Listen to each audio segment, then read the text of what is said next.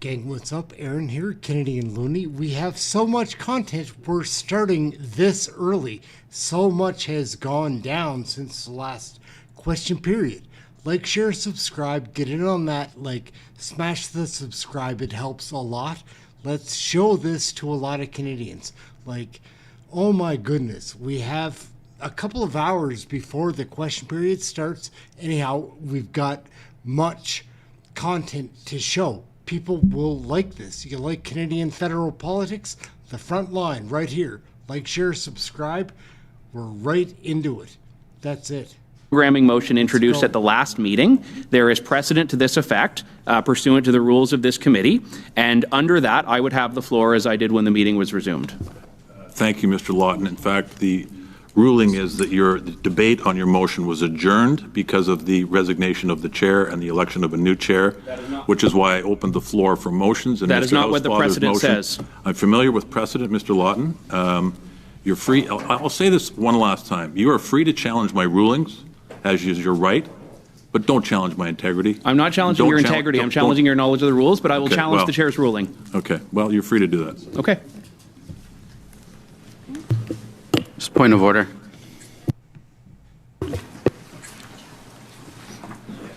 We're challenge the chair, Mr. Bauer, which we'll deal with that, and then we'll move on. That the chair's decision be sustained, que la décision de la présidence soit maintenue. Mr. Chang. Yes. Madame Dillon. Oui. Madame Lantanzio. Oui. Mr. Housefather. Yes. Mr. Baffer. No. Ms. Cronus. No. Mr. Gill. No. Mr. Lawton, sorry. No. Monsieur Fortin. Okay. Ruling upheld. We'll move to clause by clause. Point of order, Chair. Mr. Janis. Thank you, Chair. Mr. Lawton mentioned a precedent, and I wanted to share that this is a precedent that actually involved me. It involved a chair that resigned as a member of Parliament, and it was in the middle of a meeting when a meeting was suspended. Mr. Spangeman was the chair at the time, and Mr. Assassi was elected to the chair. And my view previously had been that effectively the election of the chair led to the adjournment of the previous Janis, item. I'm going to interrupt you. This is the same point of order. No, Chair, it is. No, Mr. Janis, just hear me out. I've ruled on it. An objection was noted. We voted on it, and it was upheld. Okay. So Chair, we're not going to hear the same point of order again. You're certainly not going to re-argue something that we've already decided. Chair, we're going to move to clause by clause. It's a different point of order. Will you allow me to finish, Chair? It's not a different point of order because you're arguing the same point Mr. Lawton just did. You got a little bit hot when you thought people were challenging your integrity, and I'm not challenging your integrity yet. But I would encourage you to be fair to all members. And let me finish my point of order. I'll give you a very short leash, Mr. Janis.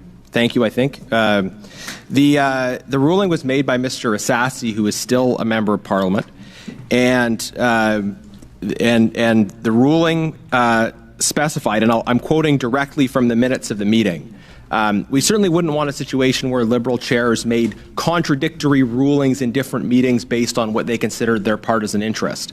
The ruling by Mr. Assassi was, quote, the chair ruled, I'm reading from the minutes, so it said the chair ruled that the election of a chair does not constitute a new substantive question before the committee, and that therefore the committee remains seized with the motion and amendment previously under debate. This was the ruling of Mr. Assassi in exactly the same situation. So I want to just clarify, maybe the clerk can address the committee on this, about the role of precedent in the committee. Is this precedent relevant? Is it relevant that you have invented an approach that is completely opposite to what a Liberal chair did in exactly the same situation? I wonder if the clerk can address the relevance of precedent as a matter before the committee, which is, I think, a distinct issue. I've just consulted with the clerk. This is exactly the same point of order. Would you allow the clerk to address the committee on the relevance of precedent, Allow me Chair? to finish. This is the same point of order. It's already been ruled on. No, it's not the same point of order. It's already been challenged, and it's already been upheld. So my ruling is that this point of order is out of line. What is your ruling on the relevance of precedent, Chair? Is precedent, does not precedent precedent. matter? No, Because the okay, standing we're orders. moving to clause by clause, Mr. Janice. Thank you. Can I cite the standing orders, Chair, which very clearly say that in unprovided for cases, it's in the standing orders. Will the clerk be allowed to address the committee? All right, Mr. Janice. In unprovided for cases. Mr. Janice, I have ruled. You're now getting into the realm of debate, which is inappropriate because you've already been ruled inadmissible and out of line. Point of order, We're going Chair. to move on to Mr. Bobber's first. Have you been a chair amendment. previously? I think you Pursuant have. to Standing Order 75-1, consideration of Clause 1, short title is postponed. Will you allow the clerk to speak? The chair calls on new Clause 1.1. Mr. Bobber, I'll give you the floor. Thank you, Chair. I'd like to begin that. I'd like to put that on the record. Mr. Housefather did not have the floor to move his amendment, but it seems as if the chair has decided, and any prosecution of process going forward is probably not a good use of our time. Chair,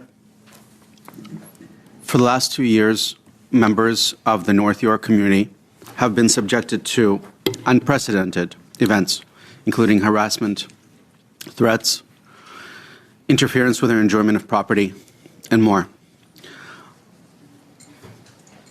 We fully understand that the events of October 7th have given much to think about and much to discuss and much to argue about politically and otherwise.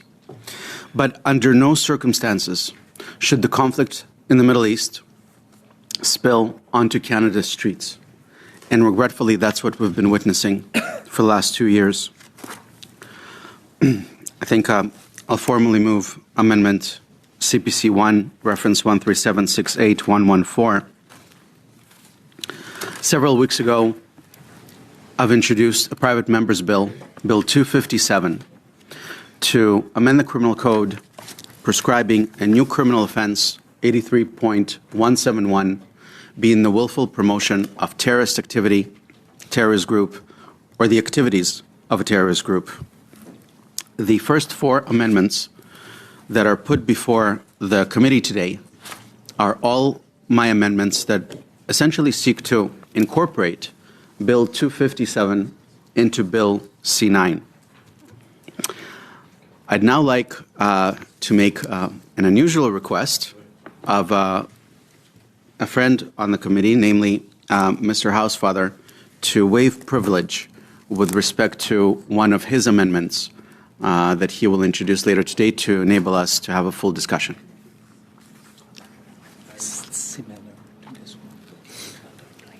I am fine to discuss Lib 2, which is similar to Mr. Baber's amendment, and to allow the justice officials to comment on the 2. I have no problem with that. Thank you, Mr. Housefather. I hope that our Liberal friends will afford the same cooperation and spirit in which I bring these amendments. The original Bill C-51 that made it as part of the Harper government into the criminal code had already provided for some form of criminalizing the promotion of terror. Nonetheless, in 2017, the Justin Trudeau government repealed vast parts of Bill C-51, therefore creating a gap in Canada's criminal law legislation that effectively permits for the willful promotion of terror. Now, I think that quite often when we see this on Canada's streets, we confuse that for what is clearly incitement to violence. Members of this committee have previously heard me on record say that when someone chants "Viva Viva Intifada" or "Globalize the Intifada," in effect what they're doing is they're inciting to violence. However, it appears that law enforcement is reluctant to press such charges. However, we see terrorist headbands, we see flags. I note that on at least 2 occasions, charges were laid in the GTA with respect to flags, those of listed entities, and later those charges were stayed. And at the same time, we hear open encouragement on the streets at the University of Toronto, at McGill University, inviting students, residents to glorify terrorism and to glorify the events of October 7th. In my view, that is incompatible with Canadian society, and that should be incompatible with Canada's criminal laws. And that's why I'm proud to have introduced Bill 257 to criminalize the willful promotion of terrorism, and specifically the willful promotion of terror, terrorist activity, terrorist group, or the activity of a terrorist group.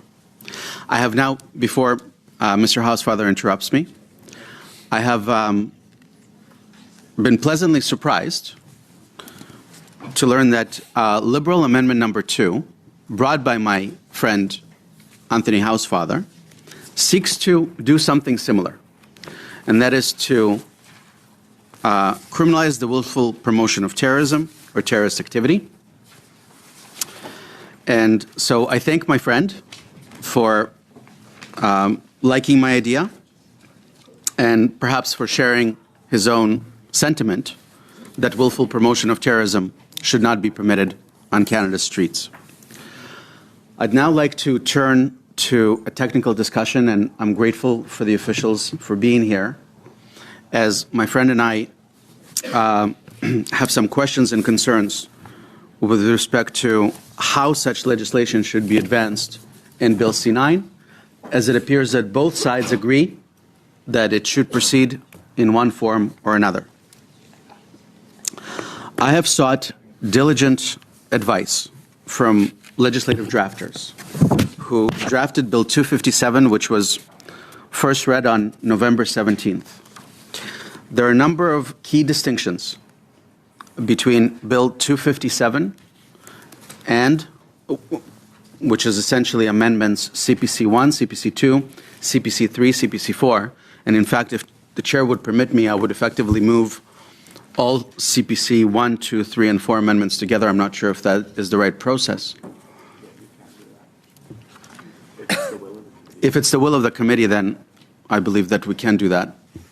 We can do it. We'll have to vote separately, but I just want some clarification perhaps from Mr. Housefather without you ceding the floor, just on how that might affect the First Amendment. I think they're consequential one to the other, Yeah. CPC 1 to 4. So I personally have no issue that Mr. Baber moves all four because they all tie together. Yeah. And I think what he wants to do, Mr. Chair, is to have a discussion of the way he has constructed it versus how Lib 2 constructs it. Okay, if you're comfortable with that, that's fine. Thank you. And then Ms. Latanzio has some questions, but we can... And so at least for the purposes of discussion, we now consider the first 4 CPC amendments moved. So to the officials and to the committee to set the stage, when we look at Bill C-257 and we'll look at the amendments before the committee, the key amendment that does what I seek to do and what arguably Liberal Amendment number 2 seeks to do is contained in CPC Amendment number 2. And that's the Baber Amendment incorporating the key provisions of Bill 257 to create a new offense, the willful promotion of terrorist activity or a terrorist group, and changing the heading of the relevant section in the Criminal Code terrorist framework by including the word promoting at the outset of the heading. That specific amendment to the heading is contained in Section 2 of Bill 257. Do the officials have a copy of Bill 257? We do. And so I believe Ms. Brees, are you the one vested with the expertise here? Yes. Okay. So if you look at Section 2 of Bill C-257, you will see that the bill imports the word promoting in front of the heading which begins the terrorist section. You're with me? Mm-hmm. Okay. So that's the key provision. That CPC 2 is effectively doing what we intend to do with the heading.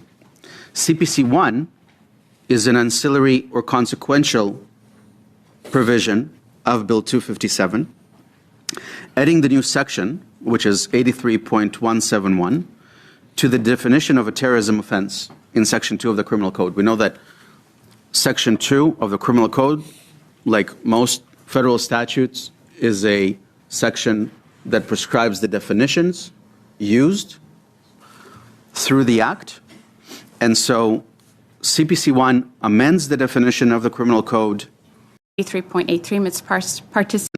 All the terrorism offenses prescribed in Section 83 of the Criminal Code prescribed a maximum punishable sentence of 5 years.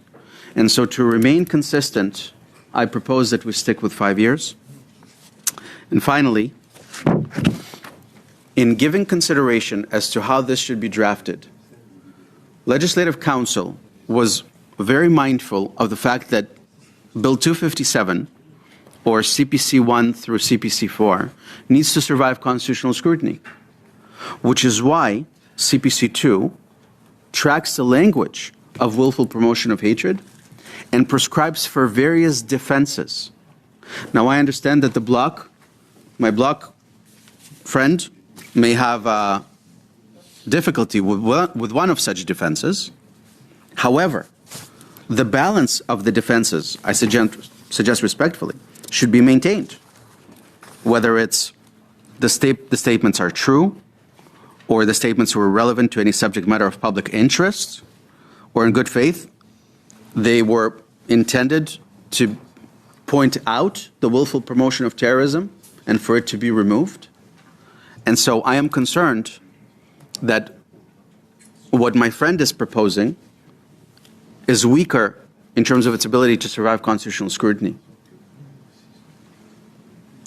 And finally, a fourth difference is that 257 and the CPC amendments prescribe that it's now criminal to willfully promote terrorist activity or terrorist group or the activity of a terrorist group, whereas the House Father Amendment, Liberal 2, only criminalizes the promotion of terrorist activities or the activities of a terrorist group. Perhaps by omission or by inadvertence, my friend does not criminalize the promotion of a terrorist group of its own, but just the activity of a terrorist group or terrorist activity, which I think is a oversight in his amendment. I apologize that I was lengthy, but I'm glad that everybody understands what we're facing here. We're going to dispose with a lot of amendments if we give this due consideration. The key question to the officials is, where are we doing this? Now, I suggest respectfully that we're dealing with a terrorism offense, and therefore we need to be doing this within the terrorist framework of the criminal code. Now, I understand that there are scope issues, but if we all intend to, and I don't concede the scope issues, because we're talking about terrorist symbols, we're talking about what's happening on the streets. This is what's happening on the streets in North York. However, my friend's amendment deals with the hate section that is otherwise already amended in this bill. That's something I concede to. But just because my friend, Anthony Housefather, wishes to include this amendment in the hate section doesn't make this a hate section. You can call a spade a club or a heart, but it's still a spade. It's still a terrorist offense. Thank you. Yes, sir. Yes, Chair. I'm not going to stop you. We're going to suspend for a second. There's something going on I need to address. Non-committee related. I'll explain in a minute. Thank you. Okay? Thank you. So we'll suspend for a second. Mr. Bauer, were you finished then? Yeah, finished. Now that we have MP Dillon back with us, I wonder if I should repeat all of that. I'm just kidding. I'm glad you're feeling better, and I'm glad you're back with us. Okay, thanks. Just, I'm going to go to Ms. Latanzio and then I think Mr. Housefather. But before you mentioned page 11. There is a page 11, but it's blank because there's no Lib 2 anymore. It's new Lib 2, which is page 12. So rather than renumber the whole packet, I think that's the explanation. So, okay, Ms. Latanzio, over to you. I have a few questions for our officials here today. So I just wanted to have some clarification with regards to the terrorist definition and activity. So can you confirm to us whether the criminal code already encompasses and captures the counseling or promotion of terrorist activity under the existing terrorism counseling provisions? Thank you for the question. So yes, maybe taking a step back, if I may. Yes. At the outset, so this motion, if I can share some observations, I can't provide legal advice. So if we look at the wording of the motion and the word promotes, I can say what the court has said promotes means. So promote means active support or instigation. It is more than simple encouragement or advancement. And then the courts have said what counseling is. So deliberate encouragement or active inducement of the commission of an offense. So I guess the committee would have to consider whether, in fact, we are creating through this motion a new terrorism counseling offense. So step one. The criminal code already has counseling offenses. So we have the one specific to terrorism is at 83.221, and that's the offense of counseling the commission of a terrorism offense. Okay. And so against that backdrop, this motion, if it is considered, if the committee considers it to be more of a counseling offense, then the committee might want to consider whether it aligns or not with existing counseling offense, and maybe I could share a few observations on that. With respect, for example, for the mental fault requirement, the committee might want to consider here the motion's proposing willful, which means intentional. Other counseling offenses in the code, it's recklessness. And recklessness is the person is aware that there's a danger or risk in their conduct and that could result in the crime in question, and they nevertheless take the chance. The committee may also wish to consider the penalties. So the existing terrorism counseling offense, I believe, is a max 5 years imprisonment. So that would align with what the motion is proposing. And in terms of defenses, so again, this motion is proposing merging two existing offenses, a willful promotion offense and a counseling terrorism offense. It's actually 83.83. It's participating in a terrorist, an activity of a terrorist group. So the committee may want to consider whether importing hate propaganda, hate speech defenses are a right fit with a terrorism counseling offense. For example, is the intent to shield someone from criminal liability who counsels a terrorist activity if the statement is true? So those are general observations just on some of the points the committee may wish to consider. Thank you. So with regards to the new terrorism promotion offense in the definition of terrorism, would, in your opinion, that create inconsistencies with the existing terrorism framework that we find in Part 2.1? Do you see any inconsistencies there? Okay, in the code. So again, I can't provide legal advice. What I can say is the motion is proposing a different mens rea than what is currently in 83.221. That can be a policy decision for the committee to discuss. If you look at the terrorism provisions, there's no defense akin to what is being proposed. Those defenses model the hate propaganda defenses. So the committee may wish to consider whether that's the right fit, because this is what is being proposed is not a hate speech offense, it's a counseling, more akin to a terrorism counseling offense.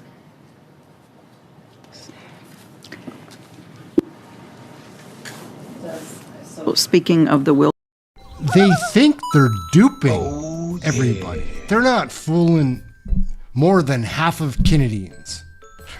What are you going to do? Gang, what's up? Aaron, Kennedy, and Looney. We're going to jump right into it. Canadian frontline politics from the House of Commons, from Parliament, from the committee meetings, from the scrums, from legacy media even. We will delve there.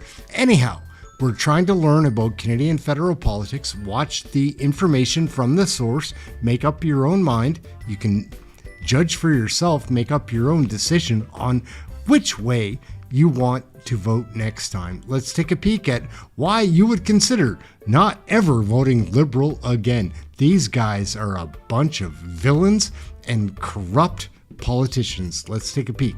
They're trying to steal all of our tax dollars. It's ridiculous, ludicrous. Let's take a peek. In Canadian federal politics, the Canucks are represented by two separate yet unequal groups. The globalists who sold out and the opposition trying to salvage a country. These are their stories. Yes. I now go to the question and answer segment. These segments, the first one is a 6-minute segment, and it means that the 6 minutes is for the question and the answer. So everybody, please be as concise as you can so we can get as many answers as we can get. So I begin with the Conservatives. Dan Major, 6 minutes, please. Thank you, Chair, and thank you for the witnesses for coming out here today. Mr. Magnish, you mentioned that Canada's national strategic stockpile contains expired medical gowns. What evidence supports this? Thank you. I guess we can go back to the pandemic in 2022. So in 2022, I was part of the last team, I was part of a team that delivered the last isolation gowns to the National Emergency Stockpile. That was in March. They had a 2-year shelf life, and so those gowns all expired in 2024. I can tell you that as a company interested in this market, we watch the Canada Buy site very closely.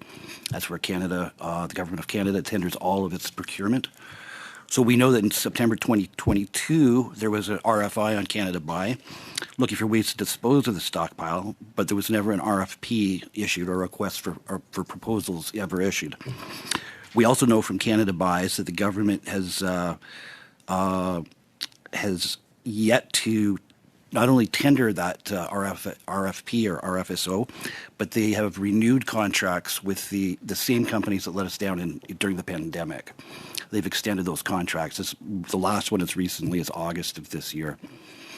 And so while there may be product in the pandemic or in the national emergency strategic stockpile, there are definitely no gowns. And what material we do have, we also know is being sold through gcsurplus.ca, which is where the government of Canada disposes of surplus product. They created a new category on that website this year for PPE, and they're selling masks, gloves, other products there for pennies on the dollar. Do you believe it's appropriate or even safe for Canada to rely on expired protective gowns in the event of a health emergency? Well, no, it's absolutely not safe. Those gowns have shelf lives for a reason. Ostensibly, it's because they will perform at their advertised safety levels for that period of time, after which the amount of protection they offer drops. But of course, we also know that there's a significant number of gowns that were sold to the Canadian government with false lab reports, so we don't even really know how those gowns could perform in the first place. It's a big mystery. We do know many of them are flammable.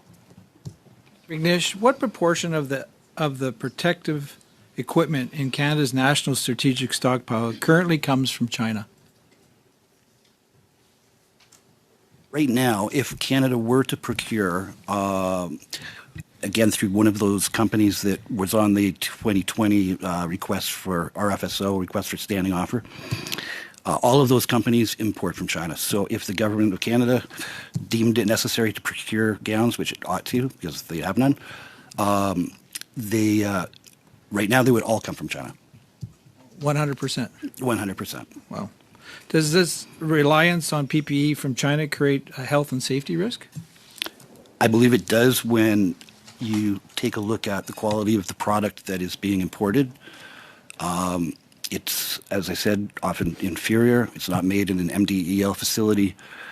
We know it's much of it is highly flammable. We know the labs are suspect. It really comes down to a price point. And also what the system is used to. The system is used to procuring through these large medical device suppliers, and it's incredibly price sensitive. As everybody knows around the table, you don't want to lay off nurses so that you can buy better gowns. If everybody's happy with the gowns, the thing is that they ought not to be. McNish, the media reported that Health Canada lost more than $20 million in health supplies from Canada's National Emergency Stockpile. Unfortunately, the government won't provide the specific details on this, citing national security. I think Canadians deserve to know why the government lost $20 million. Is this a national security issue, or is this a bigger issue that the government's trying to hide? I can't speak to the issue of the vaccines because we don't make vaccines. However, we do make PPE. I don't know how it could be national security if it's advertised on Canada Buys.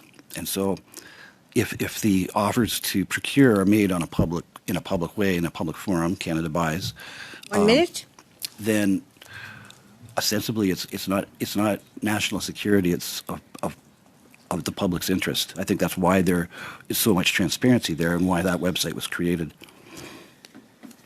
McNish, based on your experience, what is the biggest concern with how the federal government is managing Canada's national strategic stockpile today? I believe it isn't. I believe 30 seconds. Essentially allowed it to expire. What they have, they're selling off at pennies on the dollar. They've renewed contracts with Metro Logistics, who's their warehousing company, to continue to warehouse expired product. $34 million a year. I think as a taxpayer, I take umbrage with that. This is the second year that this has happened, so $68 million to store expired PPE. Great. Thank you, Mr. McNish. Thank you, Chair. Thank you very much. I now go to the Liberals, Helena Just. I now go to Mr. Major for the Conservatives. 5 minutes, please. Thank you, Chair. I'll cede my time to Mr. Epp. Thank you, Madam. 5 minutes, please. Thank you, Madam Chair. The issue of the state of our NES and domestic manufacturing of PPE has been one I've been wrestling with for a while. I know a number of people have been frustrated with the lack of being able to get answers. I appreciate the testimony today. I wasn't able to get to all my questions, and so, Madam Chair, arising from the testimony that we have heard, I would like to move to the following motion. And I know the committee has the authority to compel PIAC to appear and other departments, but I wonder if they want to consider just writing a letter so that they have a timely response for the purposes of the study. And so I'll move the following motion, Madam Chair, that the committee order the Public Health Agency of Canada, Health Canada, Department of National Defence, and the Department of Public Services and Procurement to answer the following questions and report back to the committee. And just by the way, I believe the clerk is circulating all of this in both languages. Regarding the National Emergency Stockpile and ESS and the procurement of personal protective equipment, PPE, from 2019 to the present. Question 1. Which companies were awarded contracts under the 2019-2020 standing offer for the supply of PPE to the NES, and what was the total dollar value of the contracts awarded to each company? Question 2. How many units of PPE were purchased by the federal government for the NES under the 2019-2020 standing offer between March 20 and October 2025, separately identified by year and supplier? Question number 3. How much money in Mr. total was Epp, spent? I'm sorry to cut you off, but everyone does not have this motion in English and French. It should be in It's your only inbox. in English, I'm told by the clerk. She does not have it in Okay, French. it is coming in French. It's coming in French. Do you want me to continue or pause until everyone has it in French? Well, perhaps we could suspend a bit until we get it, so that everyone can look at it before they debate it. Thank you. Suspend. Okay, so sorry. I'm going to the next questioner is Mr. Strauss for 5 minutes, please, for the Conservatives. Chair. Thank you, everyone, for being here. It's lovely to see Southwestern Ontario so well represented, Kitchener-Waterloo in particular. And it's also lovely to see Dr. Samir El-Sayed, who was my professor at Western some 15 years ago. And so, Dr. El-Sayed, I won't ask you to answer this question, but when you were talking about the special access program not giving you access, and you outlined your CV, and I know you to be a tremendous clinician and expert in the field. So the idea of the special access program not giving you access to a medication that you think is necessary and life-saving in a reasonable amount of time, I confess to just be feeling enraged when you told that story, because if Dr. El-Sayed thinks it's necessary, then it's necessary. So maybe I'll put that question to Dr. Wirtz. What reflections do you have on that? I take it you're an infectious disease specialist, very much like Dr. El-Sayed in Winnipeg. Like, this process seems crazy to me. Like, if you think it's necessary, surely it should be offered. Thank you very much for the question, Madam Chair, and I'm happy to respond. Yeah, absolutely. I believe that the process to obtain drugs through the Special Access Program can often be a problematic one.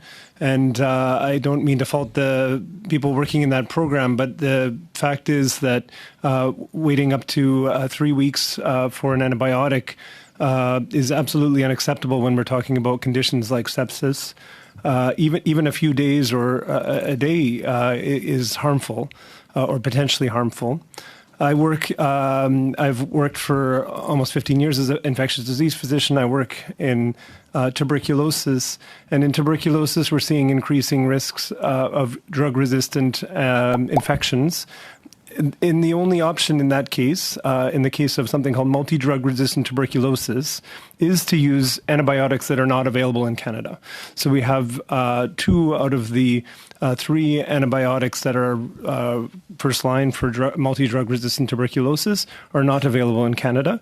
So it needs to be an application through the Special Access Program. And the program is infuriating, to use the honourable member's words, because we've got a case with a very clear-cut indication with multiple international bodies agreeing what should be the accepted treatment, and yet it takes days or longer to obtain the approval, and sometimes, it's quite variable, the response you will get. Maybe you'll get a response back saying, well, can you justify that a little further? Or, you didn't include, your exact, what you're going to monitor for or what have you. And other times it'll go through. So the process is opaque, it takes too long, and it needs to be streamlined. Thank you for the question. Thank you for the answer. You're very polite to say you didn't mean to fault anybody in the program, but I think I do mean to fault them. Like, it's totally unacceptable, and maybe I won't move a motion now, but I'll maybe put it in the committee's ear that we need to call officials from that program to justify, because I'm an intensivist. I deal with life-threatening emergencies, and it would just make me bananas if Dr. El-Sayed was there saying my patient needed a medicine to survive and a bureaucrat was not providing it. Dr. El-Sayed, you spoke a little bit about how the AMR program or the antimicrobial stewardship program doesn't twist arms, it's educational. And I guess when I think about the program as being educational, and I had a bout of hemorrhagic enterocolitis this past summer, and the family physician that I saw was using AI to recommend drugs to me. And it seems to me like if AI was integrated in hospital EMRs to say, like, oh, I noticed this patient on pneumonia has been on antibiotics for 10 days longer than they need to be, it seems like a lot of that could be automated. What do you think of that? Is there interest in moving towards that? 1 minute. Thank you for the question. Thank you for the question. Madam Chair, I'm happy to answer it. It's nice to see the honourable member again, worked with him before, supervised him before. The antimicrobial stewardship programs in Canada, as I mentioned, act in an advisory role, but they do have influence on what types of antimicrobials physicians can prescribe. So there's a restriction policy that we have in place, as I mentioned. In terms of AI, or artificial intelligence, it's been slow to adopt in healthcare, and certainly there's a lot of opportunity to perhaps automate things that might help clinicians. But that's a work in progress. We're actually, just as an aside, we were planning on having an AI certificate pathway for our trainees at Western who are doing infectious diseases, and we had strong endorsement from the division chair for that. So certainly that's something that I think we need to look at seriously. AI is here and it's not going to go away, and we have to find ways to integrate it into healthcare. Thank you. I think, could you wrap up, Thank you very please? much. Thank you. Yeah, Good. thank you very I'm much. going to go for 5 minutes, please. Mr. Ailson. Thank you very much. And so there needs to, thank you very much. All right. I'm going to go to a third round. So I'm going to go to Mr. Bailey for the Conservatives. 5 minutes, please. Thank you, Madam Chair. Dr. El Sayed, you just briefly were speaking about medical tourism and the amount of infections that we're seeing coming back to Canada. Should we not, as physicians and dentists, telling patients the risks of getting medical tourism? Thank you very much for the question. Madam Chair, I'm happy to answer the honourable member's question. Certainly, I do try to emphasize the importance of seeking healthcare within Canada. Even some of my family members have asked, I'm going to wait forever to get the surgery. I can get it quicker if I go to this country. And I'll tell them, you know what? Your risk of getting a post-operative infection with a drug-resistant organism is going to be far greater if you go to such and such a country than if you get your healthcare in Canada. Even the United States has a higher incidence of antimicrobial resistance compared to Canada. So I would say Canada is obviously in our healthcare system to encourage more Canadians. Thank you so much. Dr. Words, necrotizing fasciitis, we've been seeing a very sharp increase in that. And I'm wondering, is this due to initial diagnosis not being proper? Any thoughts on that? Yeah, thank you for that question. Necrotizing fasciitis, for information, is the most severe form of skin soft tissue infection that we see. And it can be rapidly progressive, has a high mortality rate, and requires urgent surgical intervention to improve outcomes. And as for why it is true that we do see cases coming up.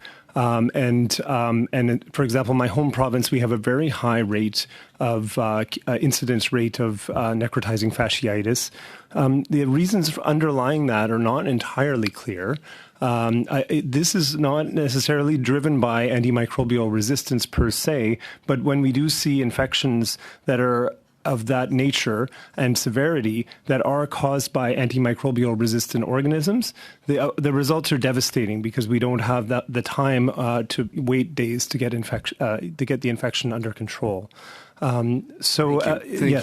I'm going to lead up into another question, because with some provinces enabling these safe injection sites, we're seeing so many more needle injection injuries that require IV antibiotics. And I would like your thoughts, because when IV antibiotics aren't effective, sometimes it turns into necrotizing fasciitis, and we're seeing some of the vulnerable population losing limbs. And I heard you speaking about, debridement, amputation are the options. So wondering if it is possible that in the emergency rooms that we're misdiagnosing some of the vulnerable people, or is it sheerly just how aggressive necrotizing fasciitis is? Thank you so much for the question, and I really appreciate that, because infections related to injection drug sites is very near and dear to my heart. I would propose that it's a combination of the factors that the member has brought forward. So we are seeing many infections that are presenting late related to injection drug site infections, and that certainly contributes to the problem. In some cases, I'm sure it has happened that they are vulnerable individuals that have a hard time advocating for their health, so they may have initially been misdiagnosed, and I'm sure that has happened as well.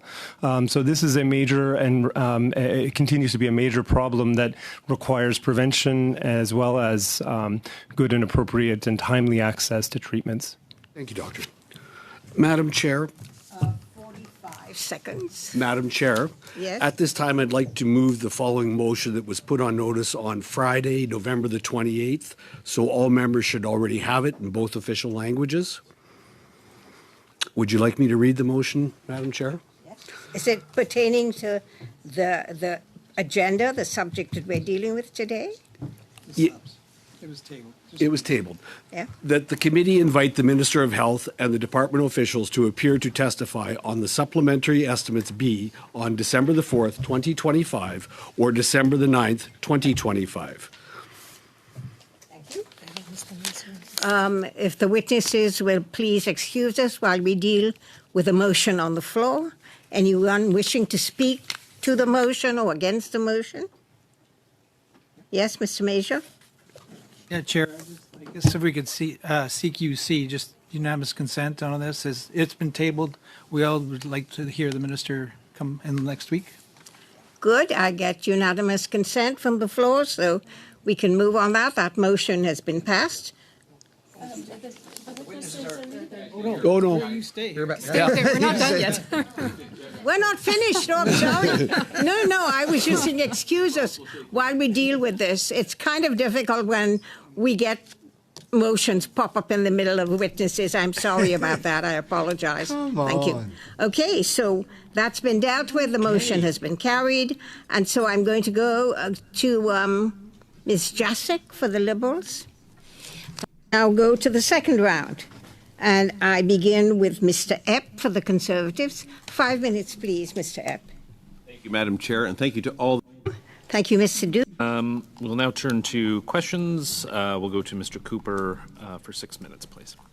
Thank you, Mr. Chair. Mr. Tay, you referenced that Paul Chang, the then Liberal MP from Markham Unionville, convened a press conference with Chinese language media at which he specifically raised the bounty against you and encouraged community members to turn you in to Beijing's Toronto consulate at the time you were seeking the Conservative nomination in his riding Markham Unionville. You characterized the press conference as selective. By that, what do you mean? Would it be fair to say that MP Chang organized the press conference for the purpose of publicizing the bounty against you and smearing your reputation within the Chinese diaspora communities in Markham Unionville and throughout the GTA? I have sent to the committee secretary a list of the reports and the video. Too bad the time don't allow the translation, its interpretation, not enough time to make it. But the fact that I stress is selective because among the press conference as shown in the video, there are many invited and only one that reported in the media, which is a mainland Chinese community-focused Mandarin-speaking media was reported, aiming to only target to the Chinese crowd. So the selective meaning within the crowd, there were many reporters within the venue, but only one media report the case, and that was the MingXingPao.com. It's one of subsidiary of Mingpao Daily in Canada. So the meaning of selective, I mean they select the platform to be publicized this public bounty, and those people who read those news are prone, whether they are, their ideology was with the China, or they want to during economic bad times they would want to harm me because of the money involved. Can you elaborate a little bit on the fallout from that press conference within the diaspora communities on social media platforms, threats, intimidation? Would it be fair to say that they intensified as the awareness around, and maybe the broader issue of the awareness around the bounty and how that might have impacted your electoral prospects in terms of support from diaspora community members? Yes, right away, the actual media report was published on January 22nd, 2024. So immediately, a lot of the Chinese community, especially those of my volunteers, will come back and tell me that online on the WeChat platforms, on the Chinese social media platforms, describing me as a fugitive. And there was a bounty, and all these comments on the side of 1,000 comments were, among them there were people said, "Oh, it's a good time to get his head, or hurt him to get the bounty," and but the risk is actually because by that time I was just notified. I think because of my past career, I think this was just comments and not actual action. But the news was not picked up by the mainstream until maybe 1.5 months. Yeah. Well, thank you for that. And on March 23rd, 2025, you became the Conservative candidate for Don Valley North. The next day, the RCMP attended to your home to warn you that they had intercepted credible threats to your safety. Is that accurate? Yes, it is accurate. And the RCMP contacted you at another point to tell you that it was no longer safe to canvass door to door. Is that correct?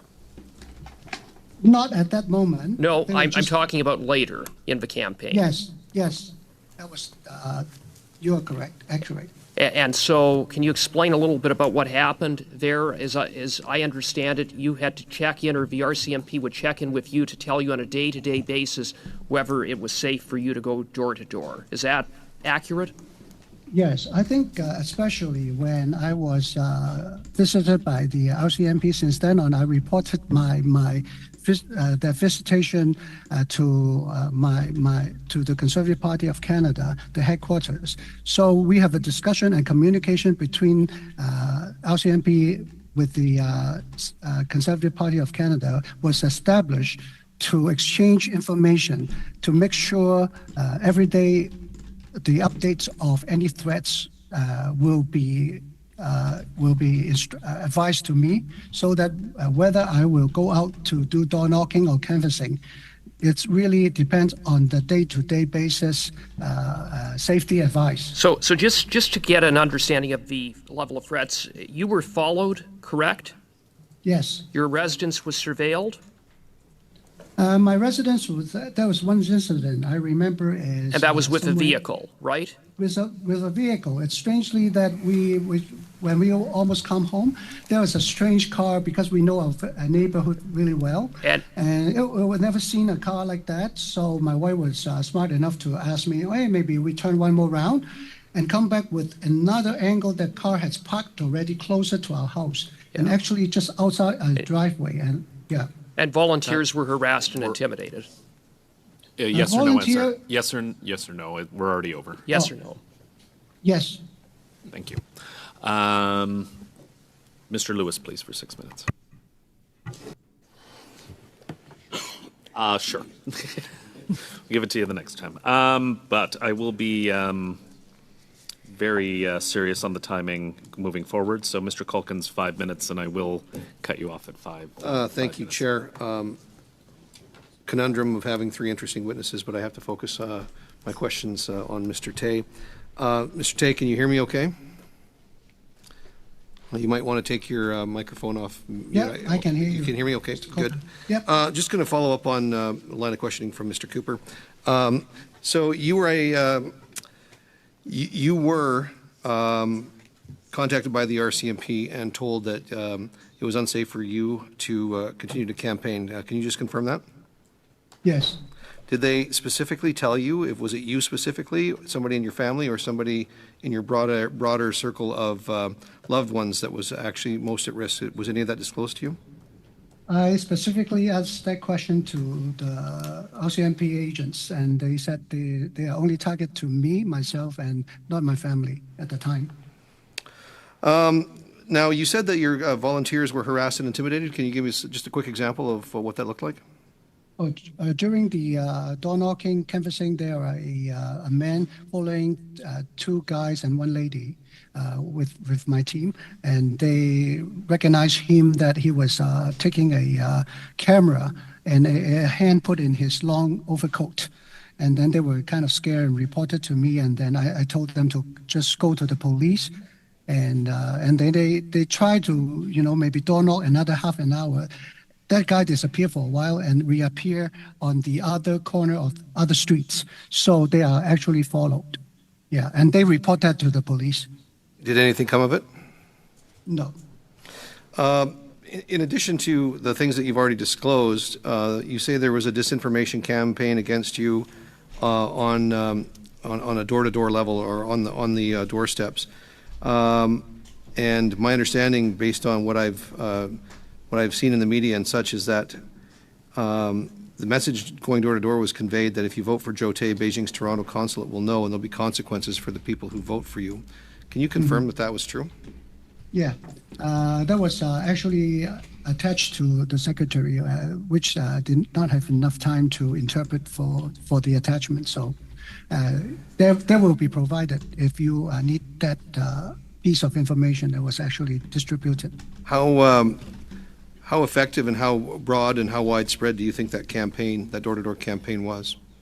The door-to-door campaign was very effective because it's all seniors, right? So they actually visit, to my knowledge, is at least 3 total seniors buildings in Don Valley North. So I think 70% of the seniors did not go. According to my volunteers, try to contact the building, and they were too afraid to share.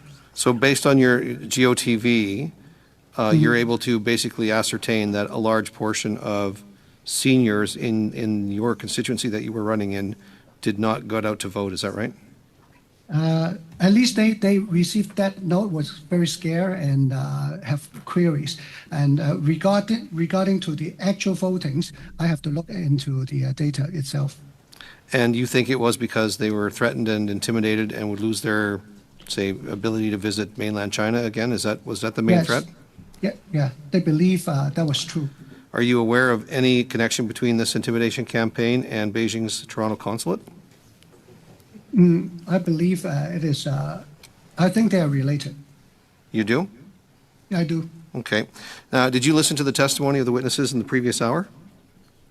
No, I don't have. I haven't come in yet. Okay. So the CSIS official who just testified said that, according to the reports that they put out, that no accredited diplomats from the PRC interfered in the 2025 election. Would you agree with that? No, at least to myself, I know I've been a target and a victim because not just, but simply by the public bounty and that press conference alone, it's solid proof. Do you fear any consequences for yourself or anybody in your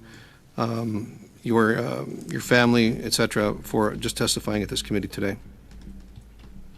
Yes, I would, because it will be made known, and I think the continuation of people of influence, they would want to silence them.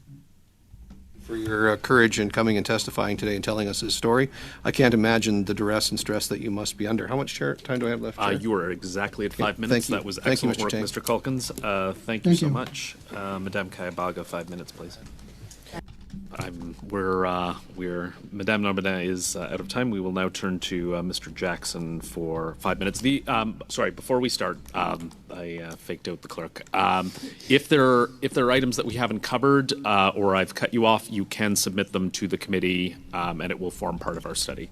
Mr. Jackson, please, for 5 minutes. Well, thank you, Mr. Chair, and thank you to the 3 witnesses. This has been very interesting for me as a new member of Parliament. There was some debate about whether another study by this committee on foreign interference was needed. Certainly the Liberals were pushing back against that when it was proposed, but as a new member of Parliament, I've found this very educational. I think this is very concerning to a lot of Canadians about what's going on in this country right now and around the world. So I appreciate you being here today. To Mr. Tay, I'm just astounded by this situation that you've had to deal with. I really am. It is completely unacceptable on Canadian soil. You've got the PRC putting a bounty on a Canadian citizen's head who's campaigning for elected office, and then you've got the Prime Minister coming out after one of his candidates encourages a set of journalists to promote that bounty publicly and share it more widely. And you've got the Prime Minister coming out and saying that, oh, it's not so bad that his candidate did that. It's a teachable moment. And that the candidate is actually a person of integrity who incited media to promote a story about a communist dictatorship putting a bounty on a Canadian's head who is seeking elected office in this country.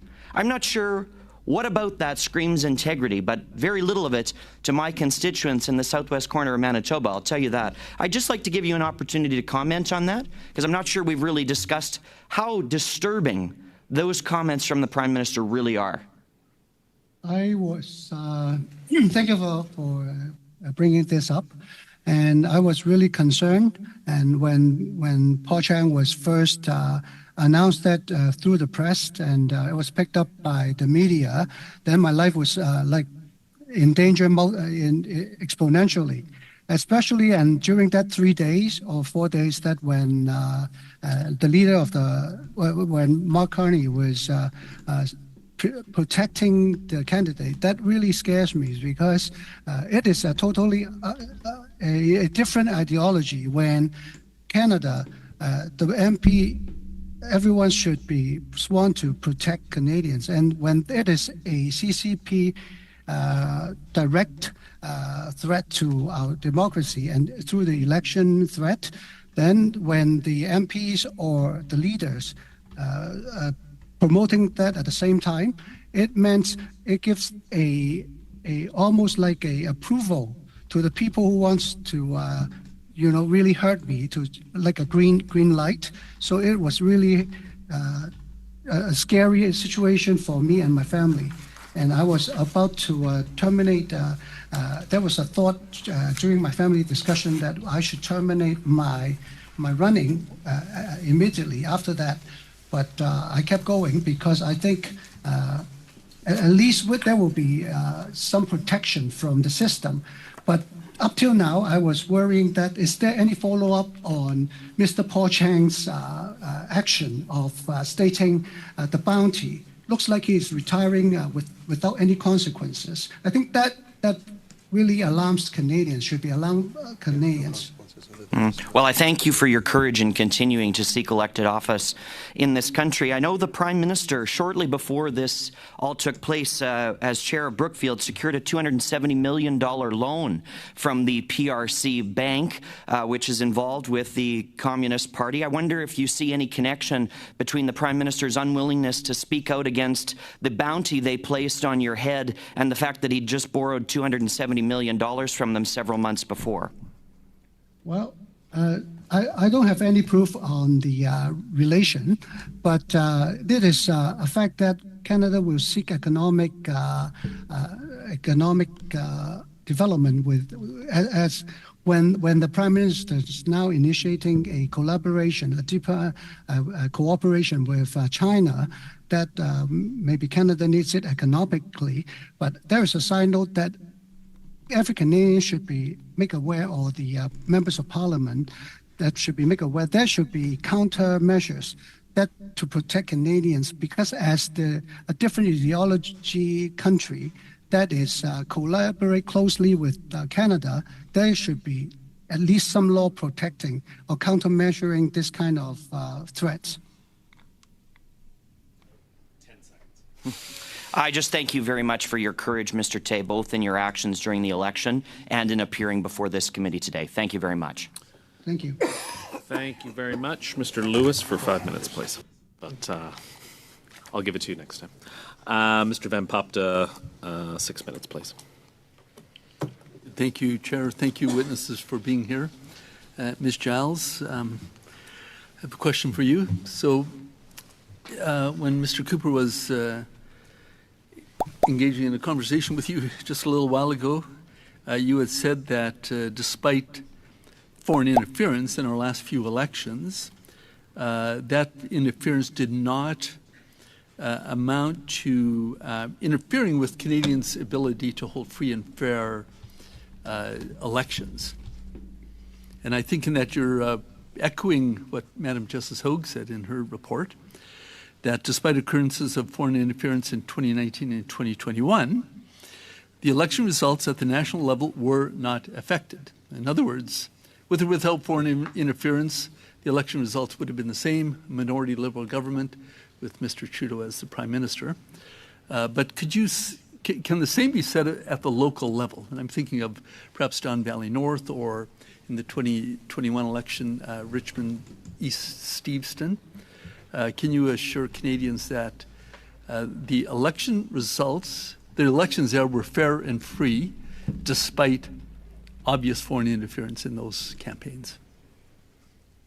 So I think that, as you mentioned, the report from Madame Og, the report from Mr. Johnson, the after action report that emerged after GE 45 from SITE, as well as from the panel of senior officials, were all very clear in terms of the ultimate impact on Canadians' ability to have a free and fair election, which is that there was none.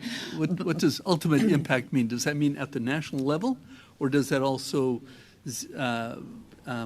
telescope down to specific ridings? That means that at the national level, I think as well that the reports did not go into every individual specific riding, and I also just want to clarify two or three that were important. The responsibility of CSIS, and it would be inappropriate for an intelligence agency to be responsible for passing judgment on each and every individual riding. That is not the responsibility of the intelligence agency. We support those assessments by providing information and intelligence to to Canada Elections, to the Elections Commissioner who do make those decisions. What we saw in GE 45 was that there were, as mentioned, a couple of incidents that were related primarily to transnational repression, to the manipulation of information, but the determination was that it did also not ultimately impact the outcome of any of those races. And the ultimate outcome is that there was a minority Liberal government, with the Conservatives being in the opposition again, but it does not telescope down to specific ridings. Some ridings may have gone the other way if it hadn't been for foreign interference. At least that possibility is open.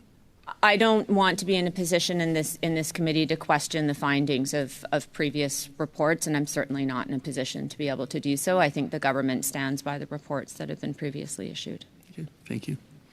You were here, Ms. Giles, just to continue with you for a moment. You appeared before the Ethics Committee on May 21, 2024, and I'm reading from your testimony there.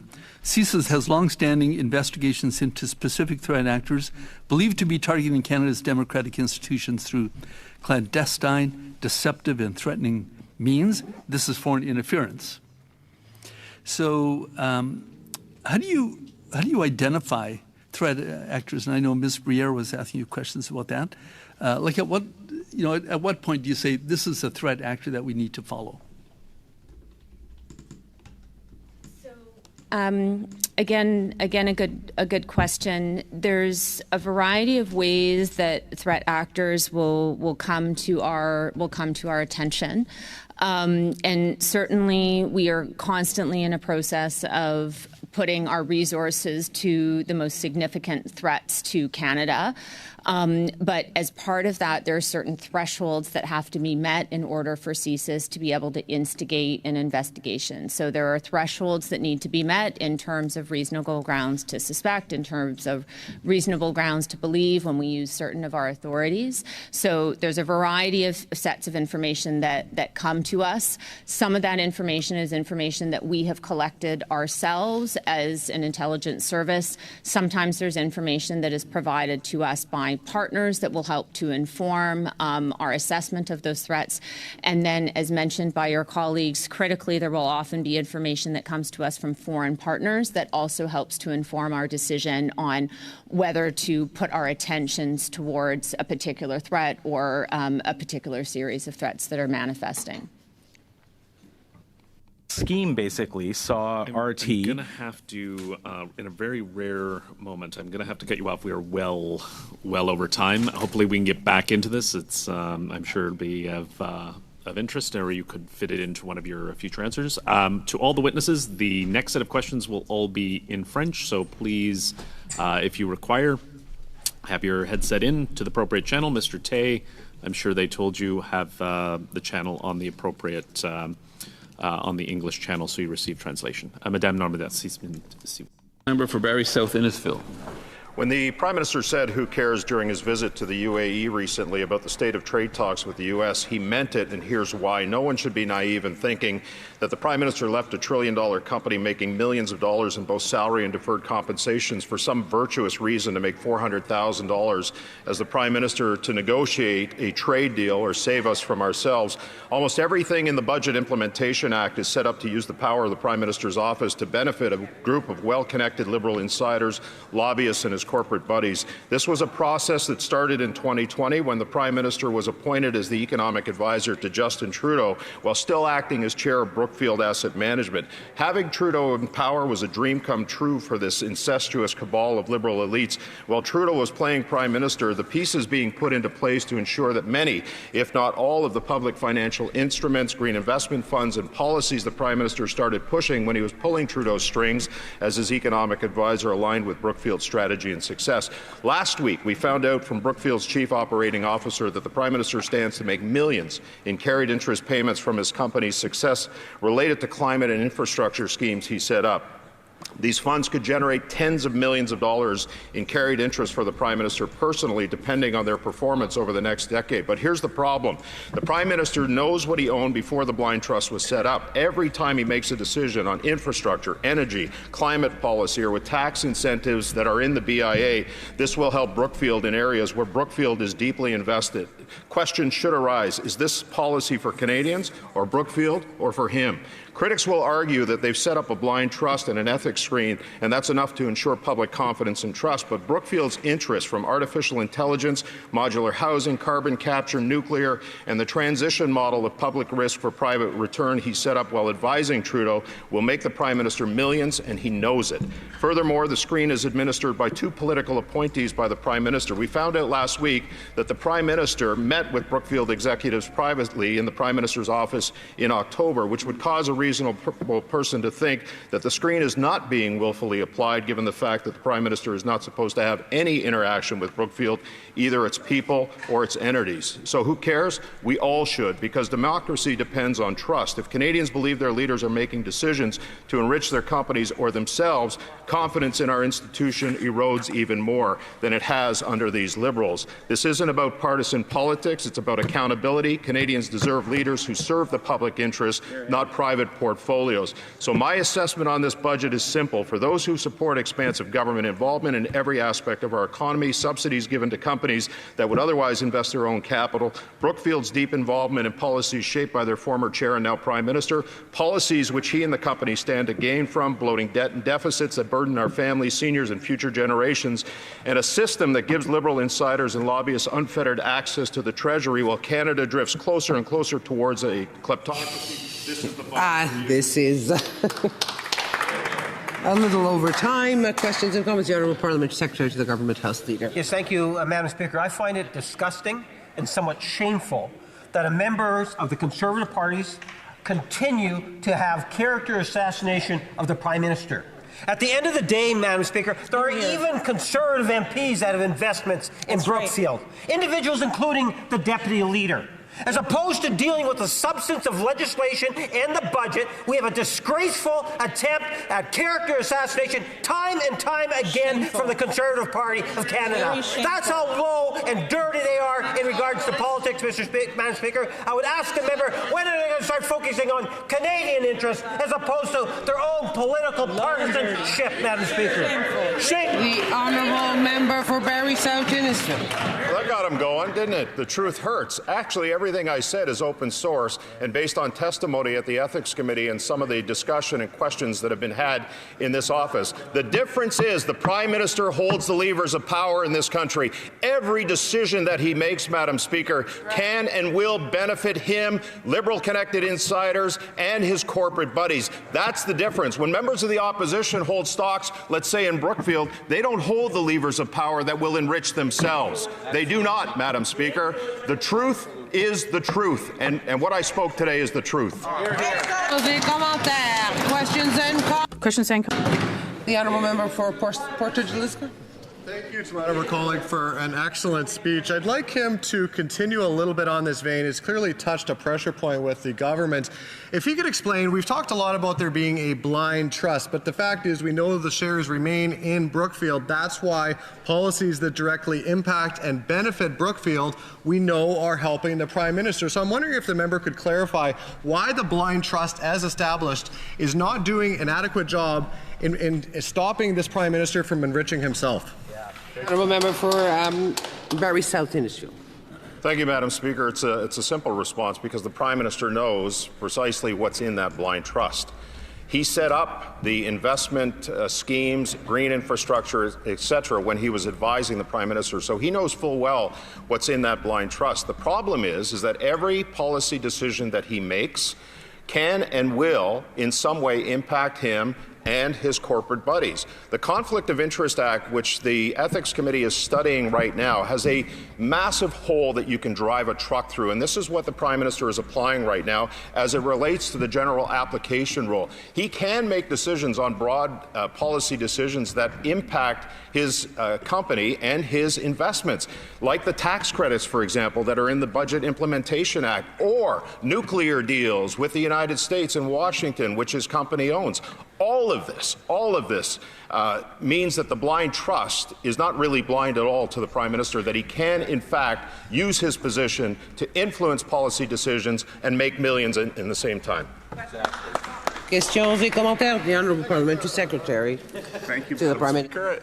The member opposite represents a rural riding, and as do I in Nova Scotia. I don't know how many farmers he may have, but I certainly think about the opposition party. They do hold rural seats, and I was very disappointed in the platform of the Conservative Party in April that there was not one single policy platform for the agriculture sector. He represents a rural riding. I'm wondering if he's willing to talk to the leader of the official opposition, Battle River Crowfoot, to see whether or not that can be something that the Conservative Party actually stands for. I worry that it's a constituency that they've taken for granted, Mr. Speaker. Wondering if he has any comment on that. The Honourable Member for Barrie South Innisfil. Well, Madam Speaker, I'm very proud to represent a rural part of my riding in Innisfil. We've got the largest privately held farm in Ontario. We've got the largest onion farmer in Canada. The policies that we put forward would have directly impacted in a positive way farming communities who, for example, the industrial carbon tax, which is still applied. Every time those farmers buy equipment, buy fertilizer, all of that is applied, and it has a cascading effect down the supply chain. And the honourable member wonders why food inflation and why food insecurity is so great in this country. It's a direct result of the failed economic policies of this government that are affecting farmers at the cost level, and those costs are being applied and downstream as well to the end consumer, Madam Speaker. So I'm very proud of the policies that we put forward with respect to agriculture, and I'm very proud to represent a riding that has agriculture in it. Thank you. I'll start with questions to Mr. Parton.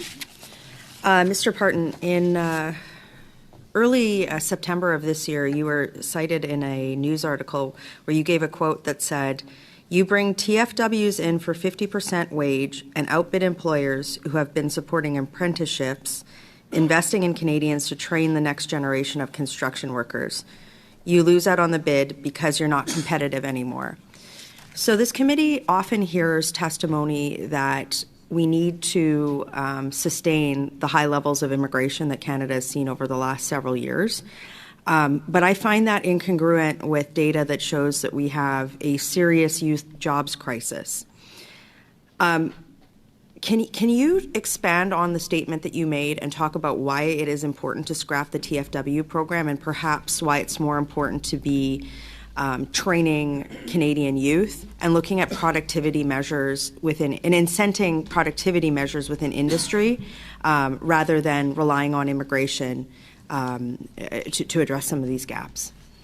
Well, it is, yeah, absolutely. So when I said, $10.44, that's ERSD's model or wage that they think an iron worker's worth. Certainly in our union, it's upwards of probably it's in the 50%, 45 to 50% higher wage bracket.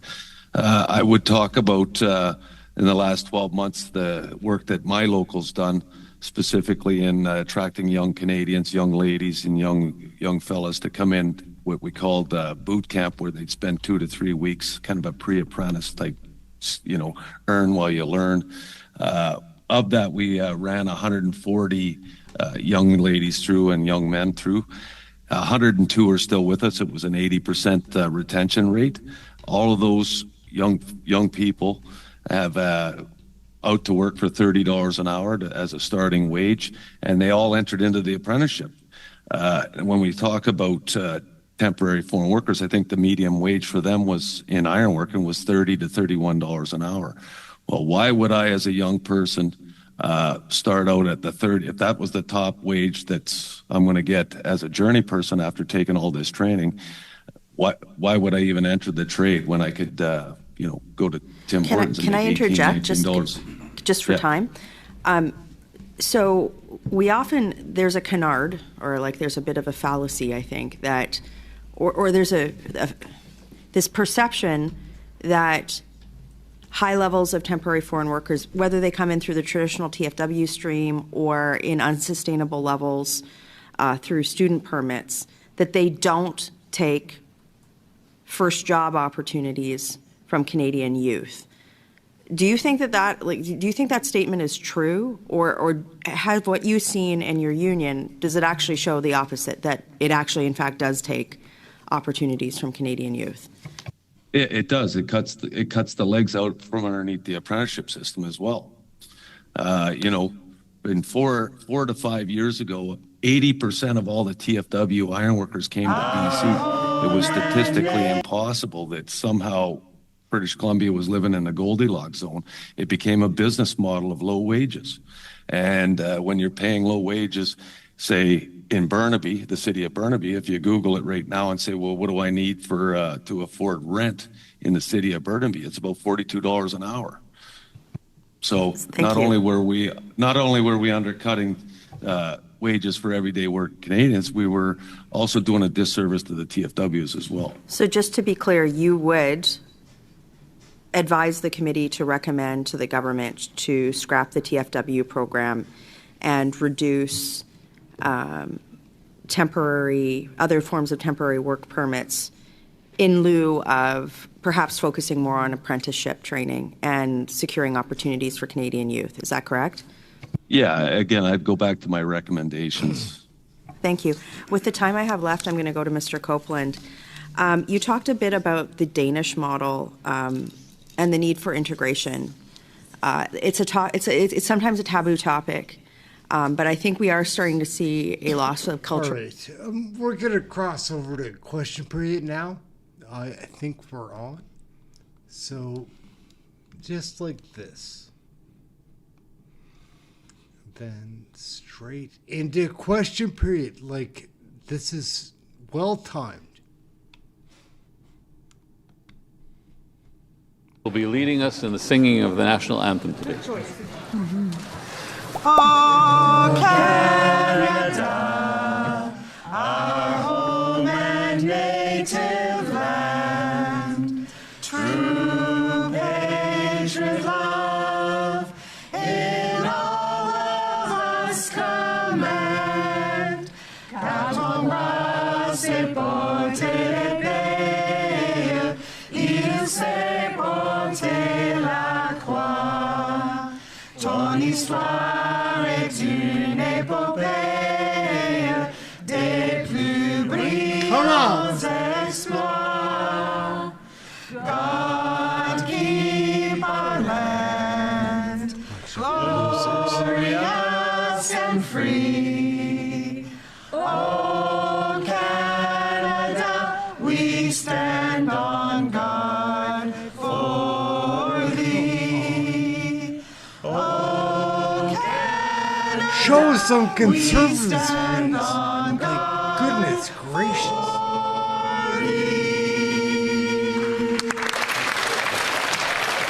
Let the doors be opened, que l'on ouvre les portes. Statements by members, déclaration de députés, the honourable member for Sydney Glace Bay. Mr. Speaker, I rise today to honor Jim McClellan, best known as Big Jim, the last original performing member of the Men of the Deeps, who has officially retired after nearly 60 remarkable years with the choir. At 91 years of age, Jim gave his final performance this past weekend at the historic Savoy Theatre in Glace Bay during a Christmas show. He shared that emotions were running high before and after the show, and the crowd's response made the moment even more meaningful. Jim was a founding member of the Men of the Deeps in 1966, and like so many Cape Bretoners of his generation, he came from the mines, starting at the age of 17, Mr. Speaker, at number 12 Colliery, before later moving into engineering. He brought that lived experience to the stage, telling stories, singing with the group, and helping audiences connect to Cape Breton's proud mining heritage. His fellow members describe him as humble, hardworking, and a true embodiment of what the choir represents. So on behalf of our community, I want to thank Big Jim for nearly 6 decades of dedication, and I wish him nothing but the very best in his retirement. The honourable member for Windsor West. Mr. Speaker, after 10 long years of Liberal mismanagement, Windsor is still waiting for the Gordie Howe Bridge to open. A project that should have been a symbol of national strength is now becoming a monument to Liberal incompetence. The timelines keep shifting, the excuses keep changing, and there's zero transparency. But here's the part that worries me the most.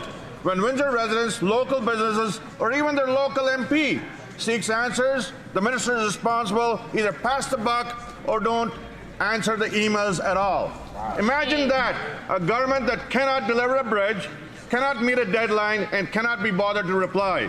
Meanwhile, our manufacturers are forced to take detours. Truckers are stuck with using one privately owned crossing that is gouging them. And every delay bleeds money, jobs, and confidence out of a corridor, Canada's most important trade corridor. Mr. Speaker, this is just a failure to deliver, this is a failure to govern. People of Windsor, Essex are tired of the who cares attitude. They deserve better, and I'm here to demand. The honourable member for Don Valley North. Mr. Speaker, I want to congratulate the North York General Hospital Senior Health Centre on their 40 years of exceptional and compassionate care. I advise the House of this wonderful institution as it is the hub of medical services for seniors in my riding of Down Valley North. They first opened their doors in 1985 as a 60-bed long-term care home. They've stood the test of time and grown to 192 beds. I want to take this occasion to acknowledge the natural care, commitment, and unwavering dedication of the staff at the Health Centre to patients and families. For 40 years, they proved that the best care is timeless and the compassion never grows old. As you see, Mr. Speaker, Senior Health Centre has been aging gracefully, so if their first 40 years are any indication, the best is still yet to come. Thank you. The honourable member for Battleford, Lloydminster, Meadow Lake. Mr. Speaker, amid the joy, light, and wonder of this holiday season stands the story of Christmas. As powerful today as it was over 2,000 years ago, Jesus Christ, born as a lowly baby in a manger, fulfilled prophecies long foretold, bringing hope to a waiting world. His birth reminds us that God often works through what is unexpected, using humility and faithfulness to accomplish great purpose. Through his life and humble obedience, Jesus extended to humanity the gift of salvation, enduring hope, and transformative love. During this season of Christmas and in all seasons, this miraculous gift fills hearts with peace, uplifts spirits with renewed faith, and blesses all who receive it with a hope and a love that never wanes. To you, Mr. Speaker, my colleagues in this House, and to all across our nation, I wish you all a very Merry Christmas. The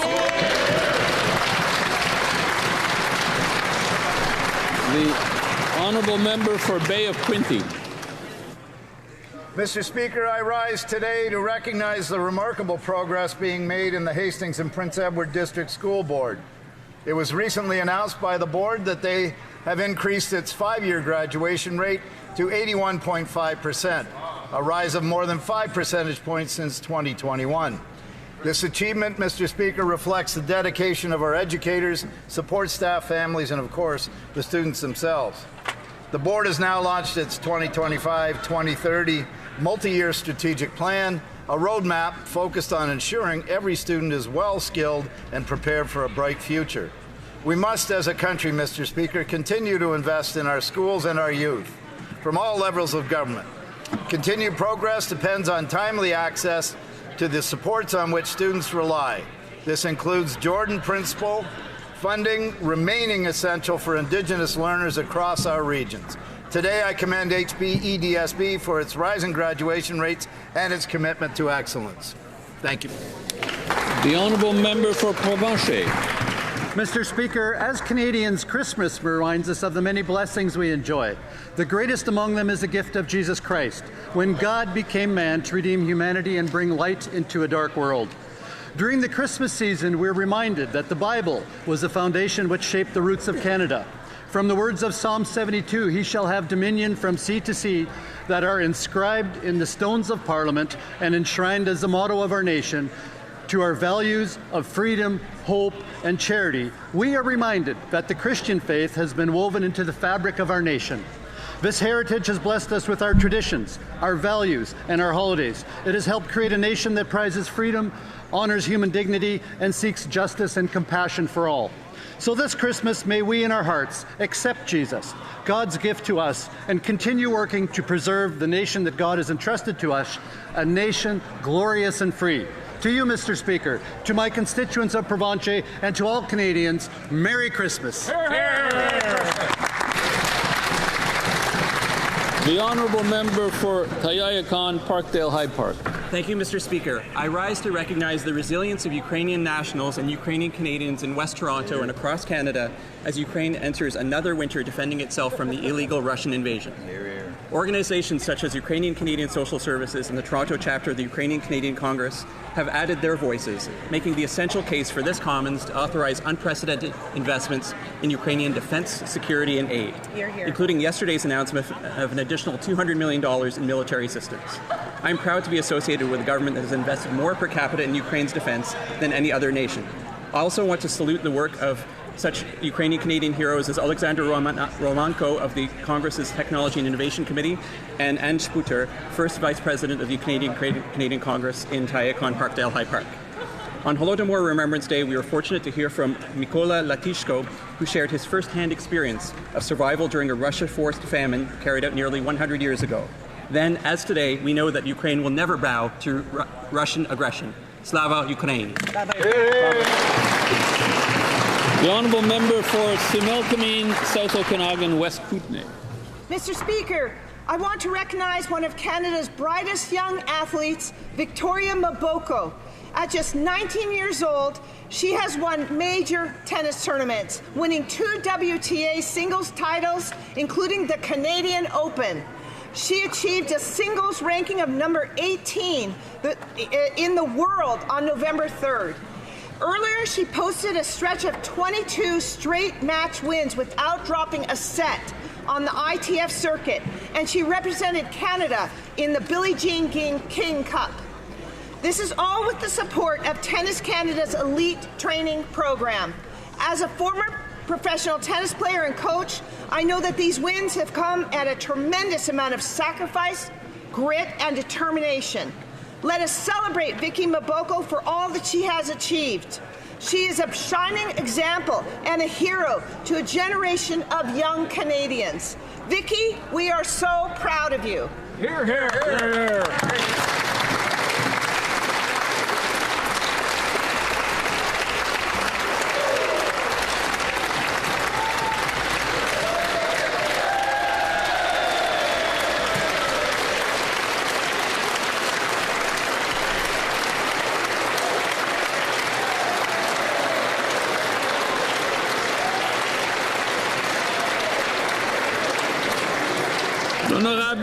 The honourable member for Laurentides-Labelle.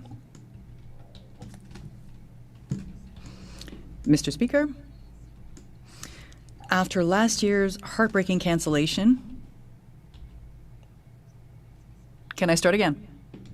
Yes, you may.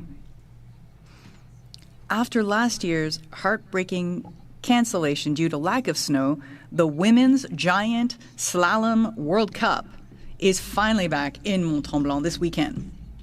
This is excellent news for all those who thrill to the rhythm of alpine skiing. Hosting a World Cup event is more than an honor. It is international recognition.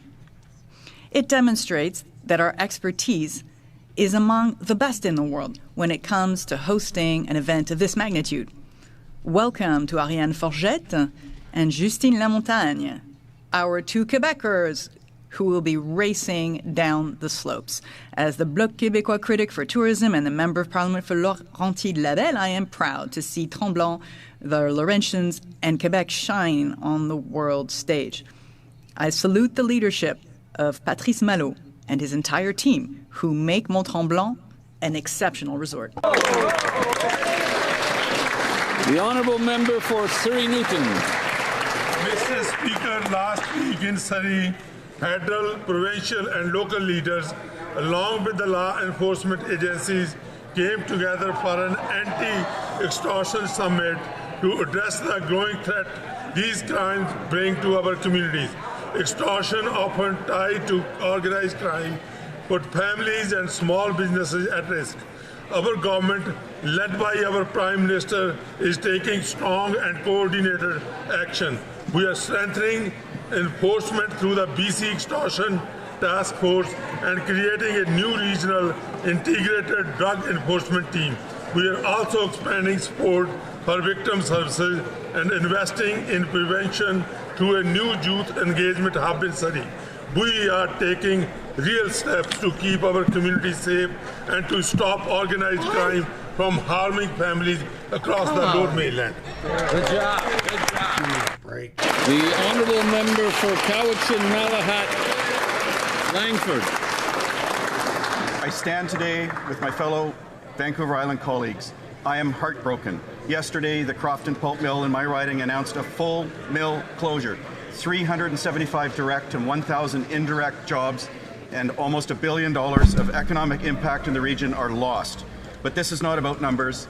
This is about the workers and their families. They simply want jobs, safe communities, and affordable life. Many are from Duncan and North Cowichan that is already struggling with homelessness, unemployment, and one of the highest crime rates in British Columbia. Life will now get worse for even more families. The Prime Minister should be ashamed. His promises, policies, and platitudes have all failed, while he says, who cares? He has failed to negotiate a trade deal, leaving BC with 31 mills closed and counting, and 45% tariffs in softwood lumber that are destroying the entire industry. I will always stand for responsible use of natural resources and our economic well-being. Will the Prime Minister? The Honourable Member for Vimy. Speaker, I rise to recognize a very positive moment of spiritual and diplomatic significance that took place last week in the ancient city of Nicaea in the Republic of Turkey. Pope Leo and Ecumenical Patriarch Bartholomew marked 1,700 years since the first Ecumenical Council held in 325.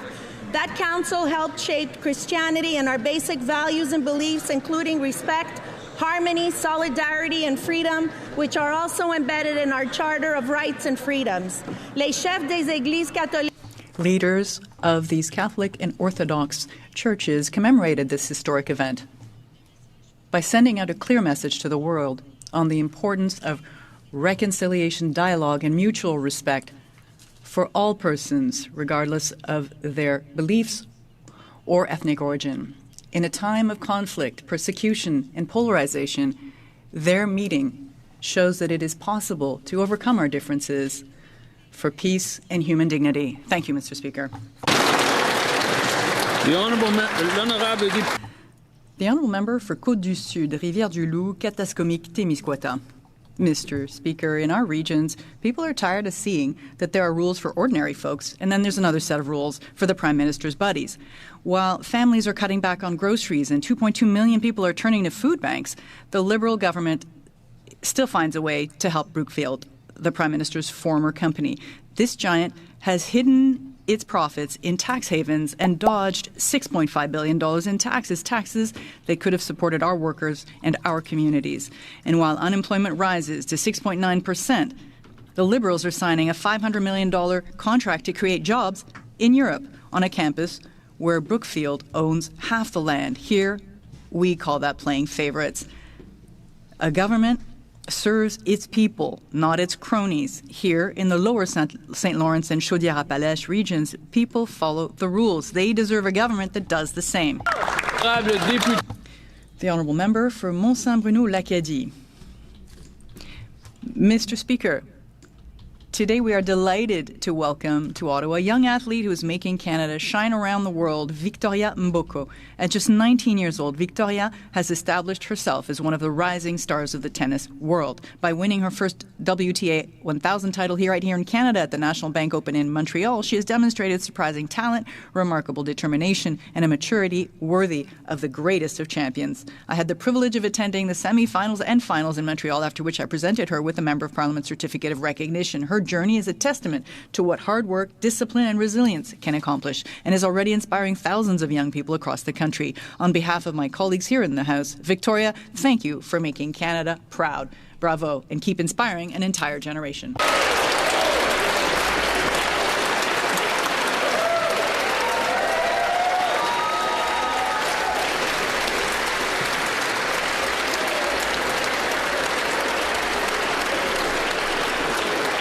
The Honourable Member for Cloverdale, Langley City. Canadians voted for a home they can afford, a place to raise their kids, a place to sleep at night without lying awake doing the math. But after all the Liberal glossy promises, the Parliamentary Budget Officer has made one thing painfully clear. This government's housing plan is built on wishful thinking, not on real results. The Liberal boast has been, we're here for the low-income families, but the PBO report says that by 2028, the government will be spending less than half of what it does today on programs that help them keep a roof over their heads. What we also learned is that their big program delivers only 26,000 homes over 5 years, nowhere close to the 1.25 million they promised Canadians. And now get this, the so-called affordable rents under this plan, over $2,100. I guess when the Prime Minister comes from a world where affordability means removing the tax from yachts and private jets, what else should we expect? But the single mom working 2 jobs hears that number and feels her stomach drop because at that price, she's only 1 paycheck away from homelessness. The Honourable Member for Toronto St. Paul's. Mr. Speaker, I rise today to mark the International Day of Persons with Disabilities. Reflecting this year's United Nations theme, Fostering Disability-Inclusive Societies for Advancing Social Progress, we are reminded that inclusion is not just an aspiration, it is a responsibility. This year, our government launched the Canada Disability Benefit, a vital new addition to our social safety net that is already helping over 232,000 Canadians. Budget 2025 ensures this benefit is tax-free and also proposes a $150 payment to help cover the cost of applying for the disability tax credit. Today, let's celebrate progress and pledge to continue the work needed to remove barriers, to make employment meaningful, available, and accessible, built to welcome people of all abilities, to make inclusion feel like belonging, not an accommodation, but a right. With determination and partnership, nothing about us without us. We can build Canada and all of our communities strong. Hear, hear. Oral questions, questions orales, the Honourable Leader of the Opposition.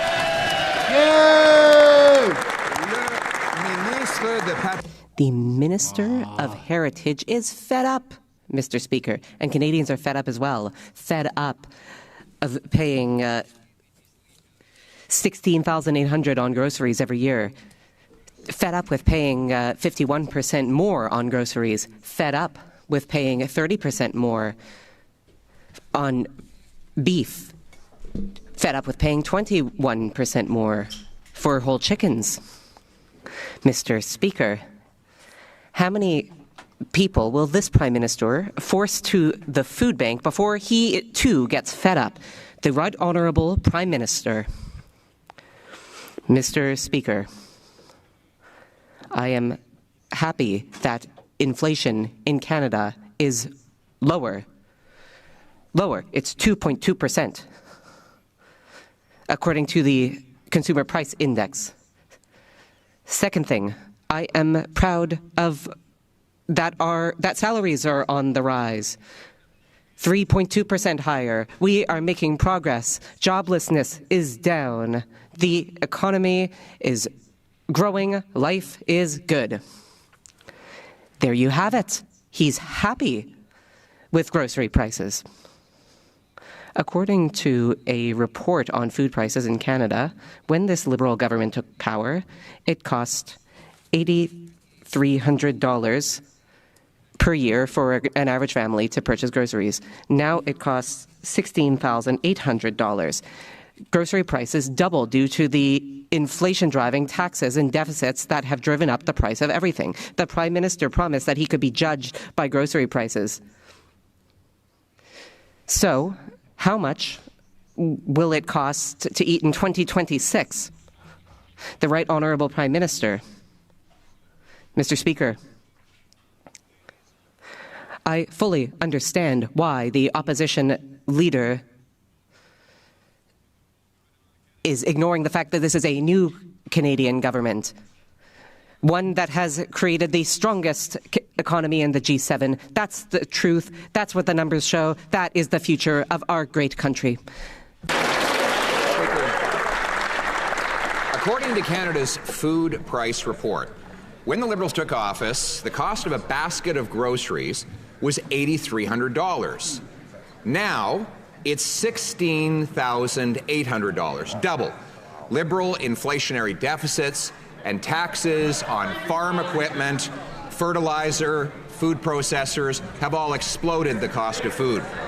Tomorrow, that same report will be released projecting the cost for next year. Given the Prime Minister has promised to be judged by the prices at the grocery store, how much will Canadians have to spend on groceries to survive next year? The Right Honourable Prime Minister. Mr. Speaker, let's get our numbers straight. The Canadian economy is the strongest growing economy in the G7, 2.6% annualized. Canadian wages are growing faster than inflation. For every month that this government has been in office, 3.2%, over 2.2%. Unemployment is down, wages are up, the land is strong, we're moving forward. The Honourable Leader of the Opposition. Mr. Speaker, as you walk down the grocery aisle, watching the prices rise before your eyes, know that the Prime Minister, who stashes his cash in a tax haven, says that you've never had it so good. You, the Canadian people who have seen your grocery bills literally double under this government, from $8,300 to $16,800 in a decade. Shameful. Tomorrow, we will find out in the Canada Food Price Report how much groceries will cost an average family next year. Given the Prime Minister has promised to be judged on the price of groceries, will he tell Canadian families how much they have to pay to survive? The Right Honourable Prime Minister. Mr. Speaker, what this government is happy to tell Canadian families is we cut their taxes for 22 million Canadians. We cut the taxes on first-time home buyers. And we are investing. We are investing a budget which the Leader of the Opposition and the members opposite voted against. A budget that is going to cause $1 trillion of investment in this country over the next 5 years, grow jobs, grow futures for Canada. We believe in Canada. Come join us. Hear, hear. The Honourable Leader of the Opposition. We voted against this Prime Minister doubling Justin Trudeau's deficit, which will drive up groceries even more. And what's he spending the money on? On corporate bailouts for companies that ship jobs out of Canada. The Prime Minister promised he would negotiate a win and have a deal by July 21st. Still no win, still no deal, still no elbows. And now 1,000 workers at Algoma Steel are losing their jobs. We now learn that the Prime Minister gave $400 million to the corporate executives of that company without any job guarantees. How is it the Prime Minister could have been so incompetent to saddle Canadians who can't afford to pay their bills with a $400 million bailout bill without any guarantee of jobs staying in Canada? The Right Honourable Prime Minister.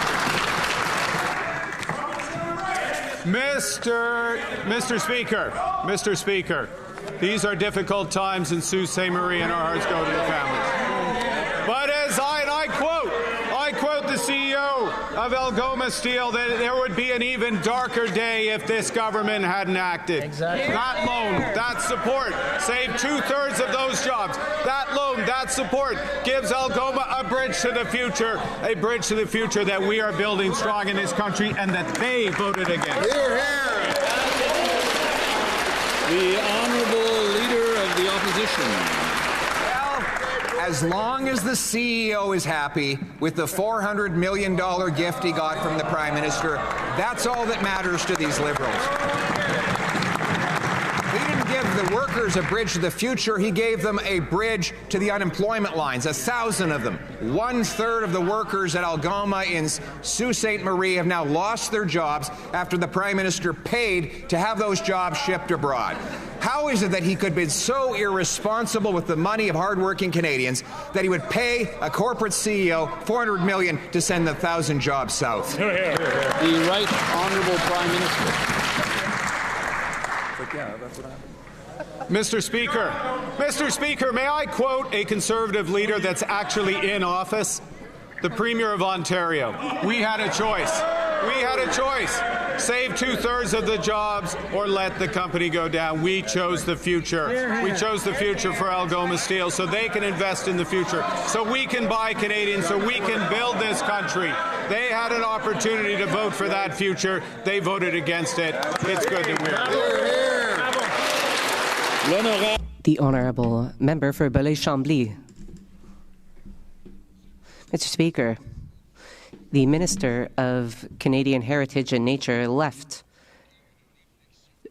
in his words, to start some reflection because the Liberal Party neglected their progressive wing. They only won as many seats as they did because Bloc supporters voted for the Liberals. After the member for Laurier-Sainte-Marie left, the Prime Minister appointed a replacement, but who will speak for language, culture, and Quebec? The Right Honourable Prime Minister. May I? Mr. Speaker, we have 44 MPs here speaking for Quebec.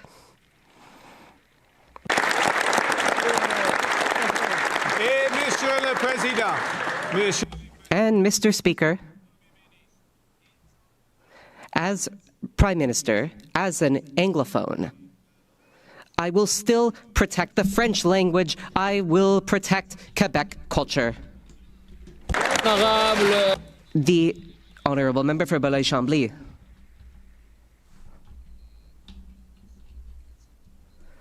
Well,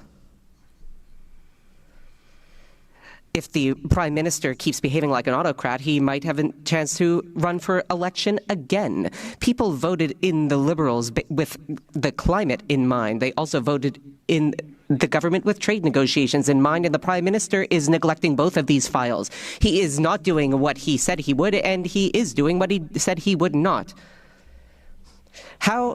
Why doesn't he listen to his former minister? Mr. Speaker, I am continuing to work towards our climate goals because we need major investments, not just rules. We need investment in clean electricity in Quebec, in nuclear power in Alberta and Ontario. We need investment in carbon capture. We will get all of this done. The Honourable Member for Belleuil-Chambly. Mr. Speaker, the Prime Minister seems to think that nuclear energy is clean energy. This is the Prime Minister who is getting rid of the emissions cap, including for the production of electricity. When you lose your voters, it's hard to get them back. For his own good, then, will the Prime Minister give up his oil agenda, restore his climate agenda, and start caring about Quebec? The Right Honourable Prime Minister. Mr. Speaker, we will strengthen our climate agenda. We have only begun to invest in the sector. For example, in the budget, there are $4 billion invested in Hydro-Quebec and clean electricity through investment tax credits. And that is only the start of a major project. The Honourable Leader of the Opposition. Liberals love to give corporate bailouts and handouts to companies that ship jobs out of our country. Now we learn the Liberal government has pledged $15 billion, or $1,000 for every tax-paying family in Canada, people who can't afford food, to Stellantis. And Mr. Speaker, investment is fleeing this country almost as fast as the Prime Minister is running out the back door of Parliament right now.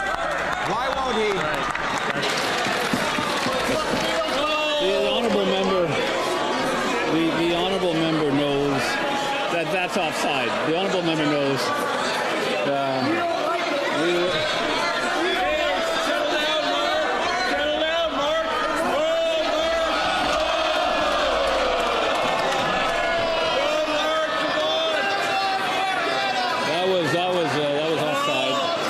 Come on!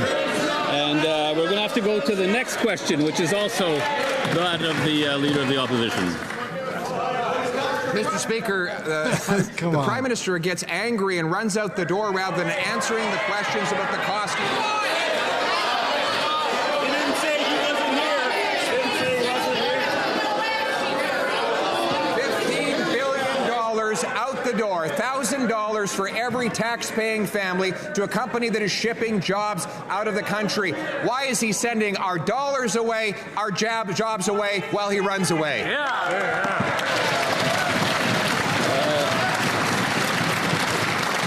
L'honorable ministre des Finances. The Honourable Minister of Finance. From this Conservative, never, not today, not yesterday, not tomorrow, Mr. Speaker.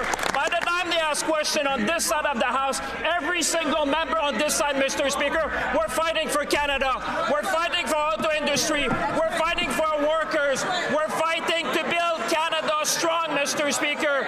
We should all join to defend our workers in the middle of a trade war. We don't need that kind of conservative politics. We need to stand up for Canada, build Canada strong. I believe in Canada, Mr. Speaker. The Honourable Leader of the Opposition. Mr. Speaker, the Prime Minister can't stand up for workers if he can't even stand up in the House of Commons.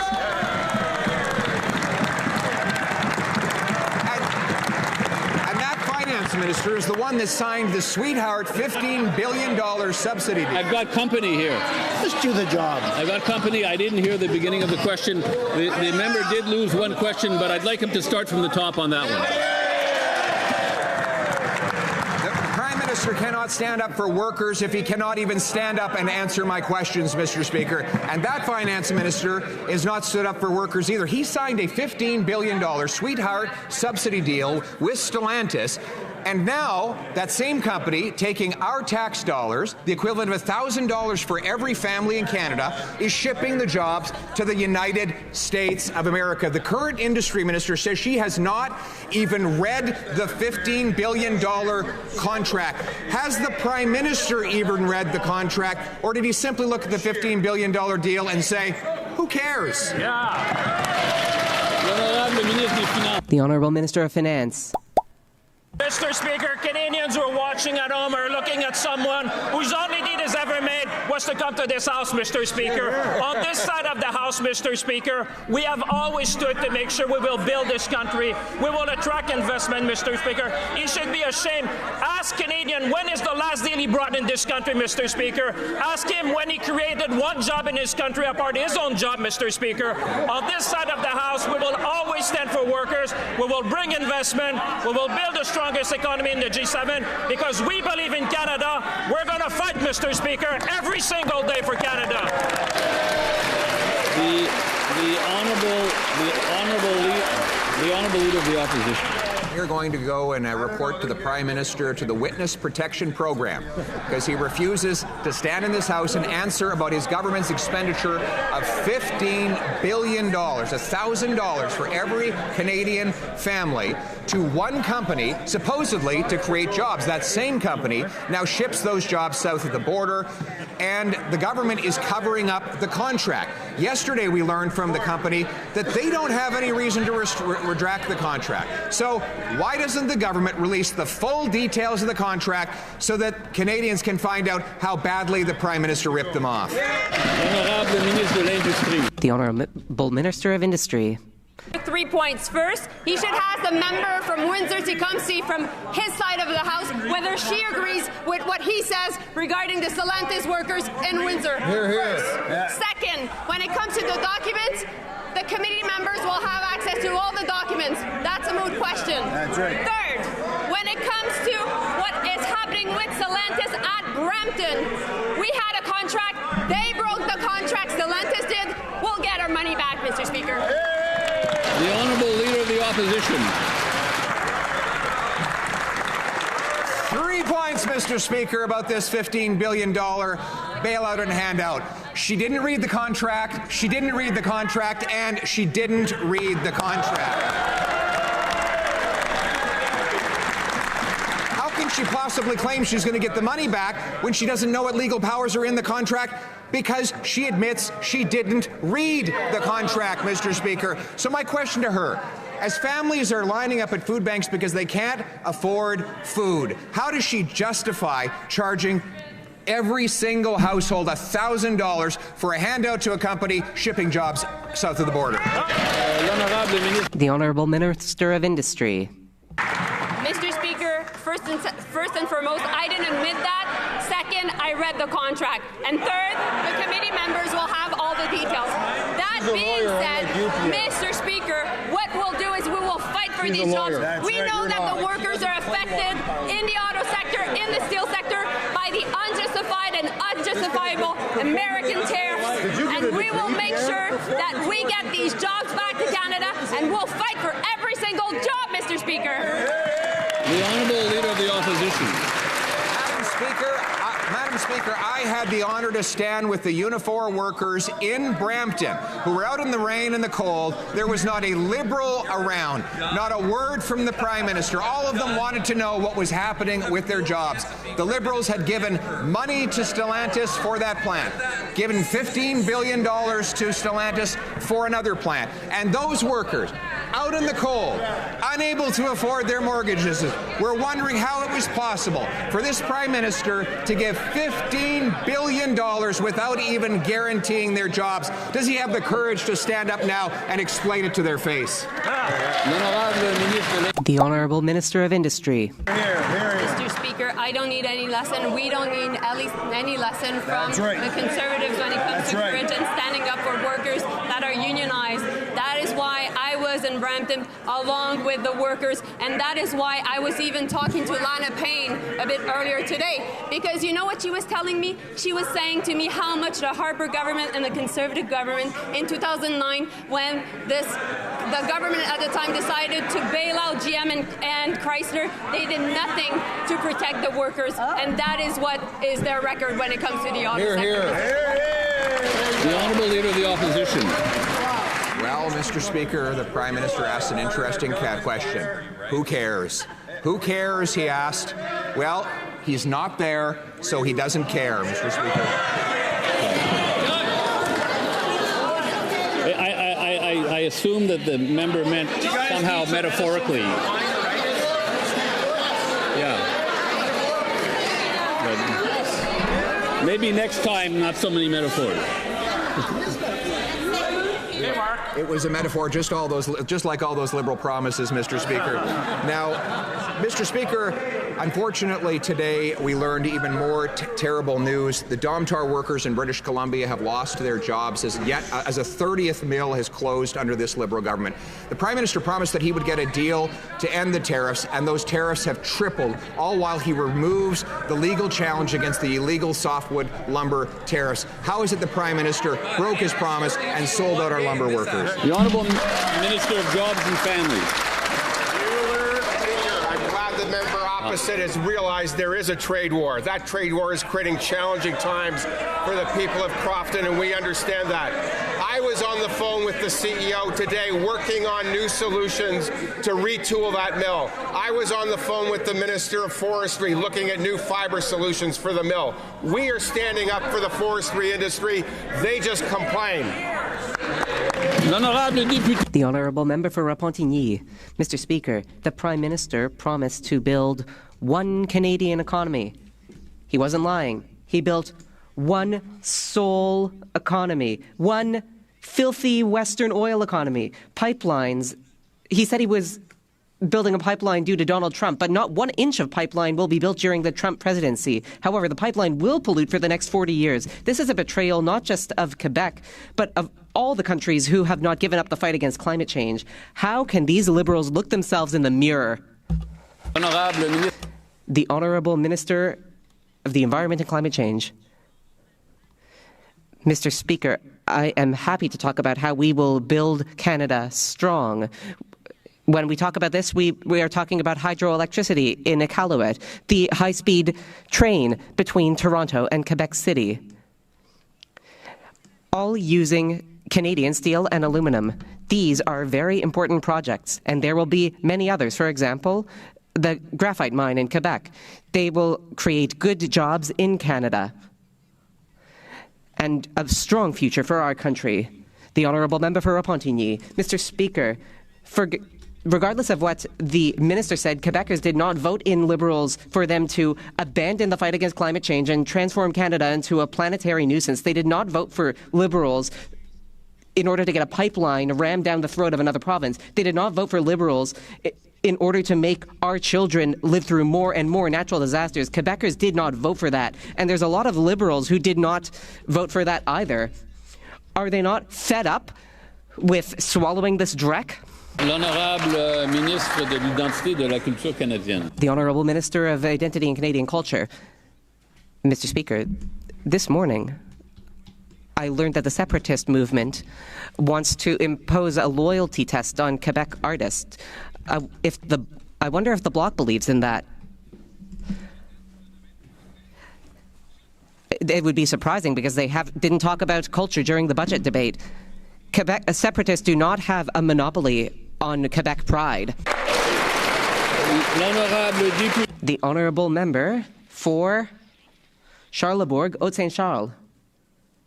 Mr. Speaker, not 10 days, not 5 days, not 2 days, just 1 day after inheriting the official languages file, the minister from Ville-Marie said he was fed up with talking about the decline of French in Quebec.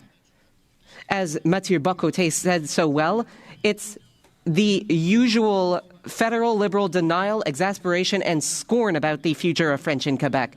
Mr. Speaker, does the Prime Minister realize that he made a monumental mistake when he appointed the least competent Liberal to the most important position to defend the French language in Canada and Quebec? The Honourable Minister. Mr. Speaker, there's no one in Canada who thinks that Pierre Poilievre would protect French.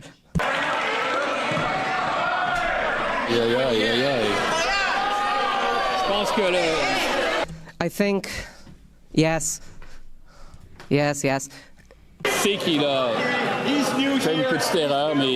He made a mistake, but he still has the floor.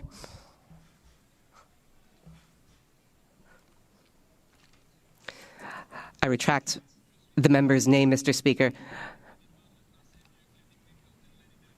I know the current member for Carleton will do more to defend French than the previous member for Carleton. The Honourable Member for Charlebourg, Haute-Saint-Charles. The opposition would never have appointed a unilingual Anglophone Governor-General, I can say that much.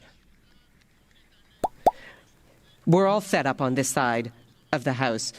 Like all Quebecers, Conservatives are fed up with former Justin Trudeau ministers, fed up with ministers who break our immigration system, fed up with ministers who refuse to recognize the decline of French, fed up with ministers that don't care about Quebec culture. Mr. Speaker, when will the Prime Minister also get fed up with this new minister? The Honourable Government House Leader. Mr. Speaker, I'm sure they're fed up after spending 10 years on the opposition benches. I'm sure they're fed up with having to vote against dental care and official languages legislation. I'm sure they're fed up with having to vote against renewable energy in Quebec. They must be really fed up after losing elections with 3 consecutive leaders and facing a defeat with a 4th.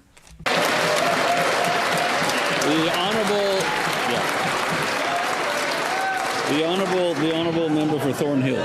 Speaker, the Liberal government handed Algoma Steel $400 million and got 0 Canadian jobs in return. Now, 1,000 workers in Sault Ste. Marie are getting pink slips just weeks before Christmas. Worse, the Liberals knew about these layoffs, and they wrote them the check anyway. They looked steel workers in the eye and promised to fight for them. The promise turned out to be a $400 million lie, and they knew it from day one. So can anyone over there explain why corporate welfare matters more than Canadian jobs? The Honourable Minister of Jobs and Families.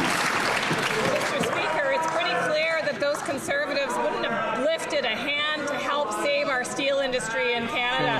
That's pretty clear from the nature of the questions. But more than that, Mr. Speaker, do you know what happens when you lose your job? It's a time of panic. And that's why we extended EI for 20 weeks for long-tenured workers. Mr. Speaker, they'll lock this. You know why? Because they voted against it. They voted against the very supports that people need in times of stress. Canadians know we have their backs in the good times and bad. The honourable member for Thornhill. The minister actually needs to get her story straight. $400 million to executives at Algoma Steel, but 0 for the people who actually make the steel. And that means 1,000 people are out in the cold at Christmas. Nobody over there has a reasonable explanation for this deal. And this isn't the first time that this mega-dollar mess has been caused. The Liberal minister already admitted that she doesn't read contracts. So I want to know, did Algoma Steel catch the minister not reading, or is it that just the minister doesn't care? The Honourable Minister of Jobs and Families. I know they don't know much about working together and collaboration, but Doug Ford does. The Premier of Ontario is working just as hard as this government to save those jobs in Sault Ste. Marie. That's why we made a $400 million loan to Algoma Steel, because we know that those jobs are important, that company is important to the future of Canada, and that we need a sovereign steel industry in this country. These guys would have let it all go, Mr. Speaker. That's pretty clear. The honourable member for Hamilton East, Stony Creek. Yesterday we found out that the Liberals knew Algoma was planning to lay off 1,000 steel workers before giving the company $400 million. I guess the Prime Minister was speaking the truth. He really doesn't care about protecting Canadian jobs. You know who does care? Conservatives care. And so do the thousands of Hamilton steel and manufacturing workers who go to bed every night wondering if they're going to have a job in the morning. Why is it with these Liberals there's always a guarantee for corporate welfare, but 0 guarantees for the Canadian worker? L'honorable ministre de l'Industrie. When my colleague is talking about corporate welfare, what I'm saying to him is actually that workers are worth every dime, and particularly Algoma ones in light of the American undersupplied tariffs. Right. And that is exactly why we decided, along with the Conservatives in Ontario, actually with Doug Ford's government, to support the company as it was facing existential threat. The company was not going well. We knew we needed to help. We decided to make the investments, and meanwhile, we know that the future can be brighter because we're working on 2 things: a steel plant, a beam mill, and a plate mill for defense and infrastructure. L'honorable député de Terrebonne. Monsieur le Président, Mr. Speaker, this summer, Canadians from coast to coast to coast cheered on Burlington, Ontario's teenage tennis sensation, Victoria Mboko, en route to her victory at the National Bank Canadian Open. Can the Secretary of State for Sport share how this inspiring achievement reflects Canada's growth as a sporting nation and the importance of making tennis and all sports accessible to everyone? Secrétaire d'État au sport. The Honourable Secretary of State for Sport. Absolutely, Mr. Speaker. I'd like to thank the member for Terrebonne for that excellent question. Victoria Moko's victory at the National Bank Canadian Open reminds us that it is critical to make sport accessible to all Canadians. That's why our government champions sport as a nation-building project. Victoria proves that when we open doors to sport, Canada wins. And we are going to build a strong sports system which will make our nation proud. The honourable member for Dufferin-Caledon. It's time for some facts on the Stellantis contract in the Brampton Assembly Plant.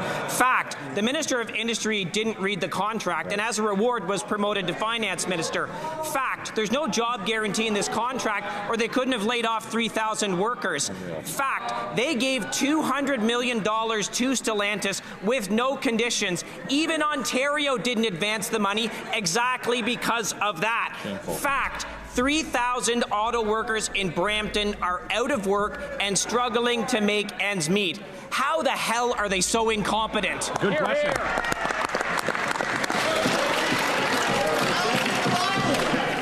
The honourable. Whoa. Let's be careful about. Let's be careful about some of the words we use. People are watching at home. Their kids are watching. The Honourable Minister of International Trade. Francis, my mother's scandalized. Speaker, speaking of facts, including creating opportunities for the workers in Brampton, here's some facts. The Prime Minister secured $70 billion investment from the UAE into Canada. The German Navy has committed $1 billion for Canadian-made defence equipment. Finnish Nokia recently broke ground on a new $340 million facility in Ottawa. And a few weeks ago, Malaysia Petronas signed a 20-year deal to secure energy from Canada. This is what creating opportunities for workers looks like, Mr. Speaker. Thank you. The honourable member for Dufferin-Caledon. That answer is unbelievable. We have a minister who didn't read a contract. We have a minister who admits he didn't read the contract, and he's promoted to becoming the finance minister. They talk about there's a job guarantee for workers in Brampton, and there clearly isn't. 3,000 assembly workers in Brampton are out in the cold as Christmas approaches collecting EI. They talk about some contracts and other things, but are doing nothing to get the workers back into their plants. They talk about extended EI. I've met with those workers. They want to be in the plant. They want their jobs back. What are they doing to get the jobs back for those workers? The Honourable Minister of National Defence. Speaker, here's what is believable. 37,922 jobs through 15 procurement projects across this country. $106.3 billion of investment in our defence sector. The opposition should clamp down on the negativism, help build this country forward, get behind our defence sector, get behind our defence industrial strategy. Let's grow this economy for our people and our future. The honourable member for Carleton Trail, Eagle Creek. After being ordered to hand over their multi-billion-dollar subsidy deal with Stellantis unredacted, the Liberals refused, with senior officials blaming the company, stating, and I quote, Stellantis outlined every redaction they felt to be necessary, and that they were, quote, comfortable with the redactions they proposed. Problem is, Stellantis has now gone public, saying they never asked for the documents to be blacked out. Will the minister tell us why her officials lied to committee and Canadians? That's a good question.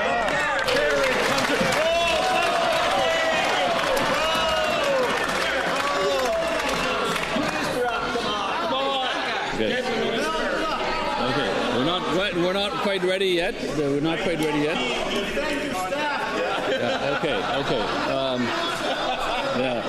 The minister is very popular. The Secretary of State for Rural Development. Thank you very much, Mr. Speaker. Once again, they're calling down Canada, they're calling down Saskatchewan. And as the leader of the opposition pontificates from the comfort of Stornoway, Mr. Speaker, our leader, the Prime Minister of Canada, is busy fighting for every inch of trade opportunity in this changing world.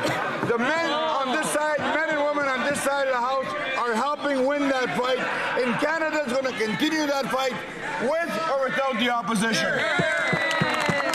The honourable member for Chilliwack Pope. The Prime Minister Minister promised Canadians he was going to negotiate a win with the Americans and that he could handle Donald Trump. Well, not only has he failed to get a deal, but softwood lumber tariffs have tripled under his watch, and he's unilaterally abandoned legal challenges against these tariffs. Now, another mill on Vancouver Island is closing, killing nearly 1,500 direct and indirect jobs. They don't want handouts. They want to keep working. So when will the Prime Minister finally keep his promise to get a lumber deal so that forestry workers stop losing their jobs? The Honourable Minister of Natural Resources. Come on. He's good.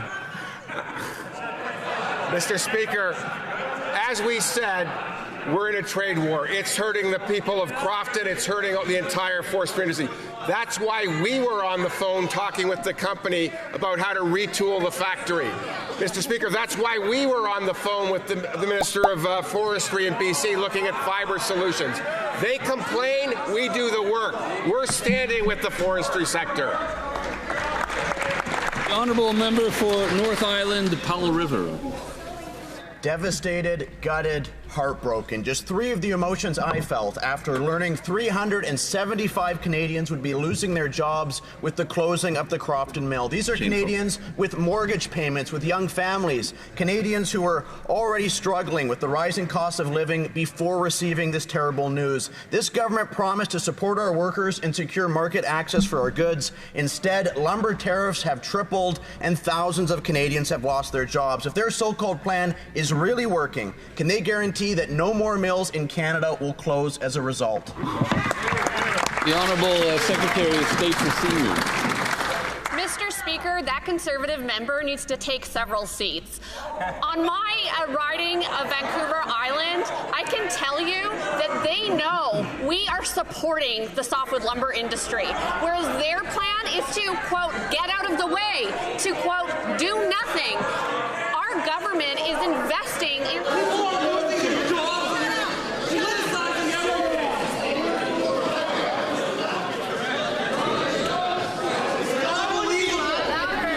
The Honourable Member for Mission Matsqui, Abbotsford. No, not from the top, but the member can keep going. The member maybe can keep going. We'll see. 31. Okay. The Honourable Secretary of State for Seniors. Mr. Speaker, in my riding of Esquimalt-Saanich-Sooke and on Vancouver Island, folks know that this government has the backs of the softwood lumber industry and the workers, whereas those folks, the Conservatives, would do nothing. Their plan is simply to get out of the way, where we're providing real supports. The Honourable Member for Nanaimo Ladysmith. 375 workers at our local Crofton Mill are losing their jobs 10 days before Christmas.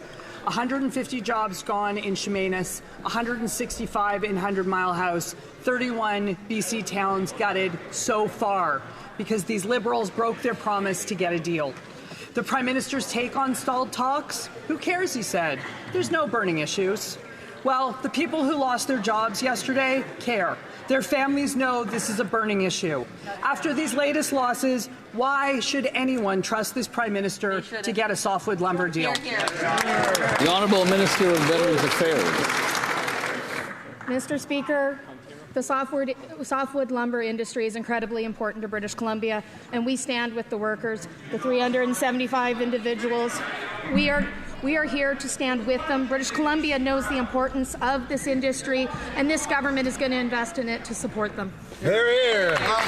The Honourable Member for Ponoka-Disbury. Mr. Speaker, this morning the radical ex-Minister of the Environment and Greenpeace stuntman said, "I sincerely doubt that the new pipeline will ever get built." As the head of the Liberal Keep It in the Ground caucus, he has continuously poured cold water on the MOU, saying that there's no project, no route, no consensus, and no private sector proponent. The former minister knows what the Prime Minister won't admit, that the West Coast tanker ban makes any project impossible. Will the Prime Minister repeal the tanker ban so we can get our resources to market, or is a new pipeline really just a pipe dream? The Honourable Minister of Natural Resources. Mr. Speaker, the member opposite should speak with the Premier of Alberta, who seems very hopeful that we can work together. Rather than put Canada down, we can work together to build this country in an environmentally responsible way in partnership with Indigenous peoples. That's how we build Canada strong. Member for Ponoka-Didsbury. Prime Minister isn't serious about building a pipeline. His former orange jumpsuit minister has said that an MOU with Alberta was not an approval of a pipeline. He knows that a decade of his government's anti-resource extraction laws has made it impossible to find a private sector proponent. Just like the NDP Premier of British Columbia, this Prime Minister is hiding behind a tanker ban that blocks Canadian resources from getting to market and will block any future projects. All while U.S. tankers can sail freely through the very same Canadian waters. Will this Prime Minister admit that the last decade of Liberal rule has been a failure and repeal all of the stupid job-killing Trudeau laws?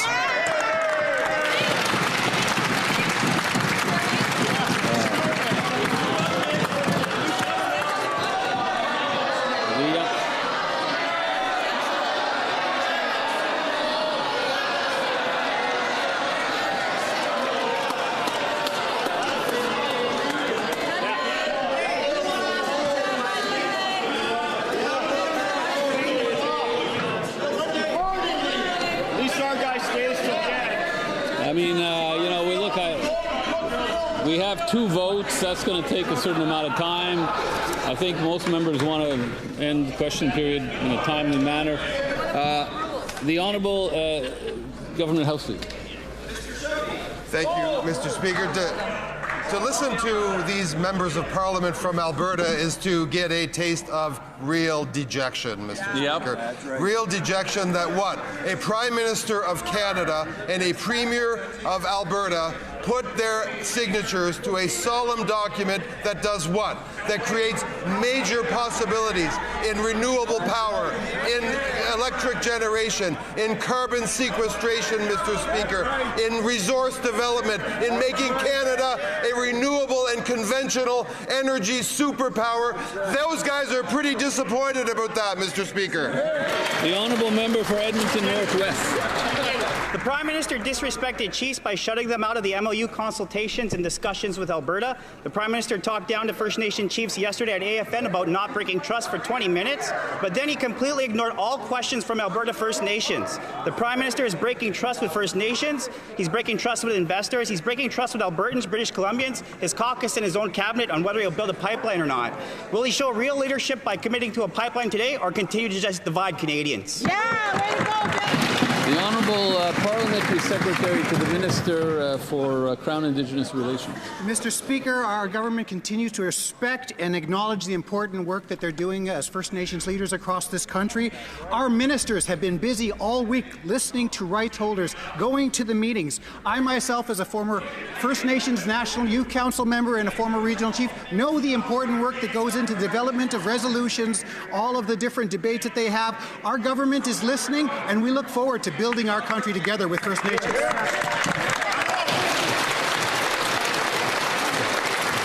The Honourable Member for Les Pays d'en Haut.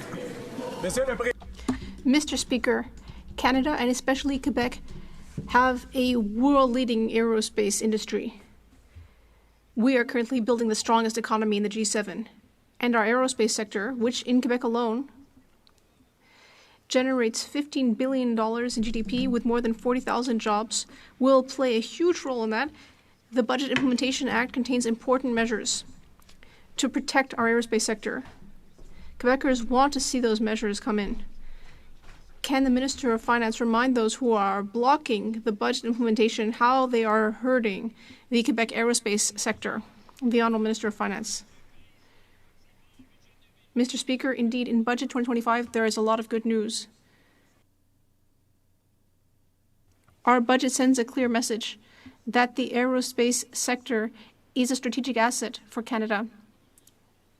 Canada is one of the few countries in the world that has a flourishing aerospace sector, thanks to the talent and expertise and know-how of our workers. In Budget 2025, we are making generational investments in defense to support the aerospace industry. But what's really shocking is that the Bloc Québécois is going to vote against Quebec's interests in in the budget, and that's really a crying shame.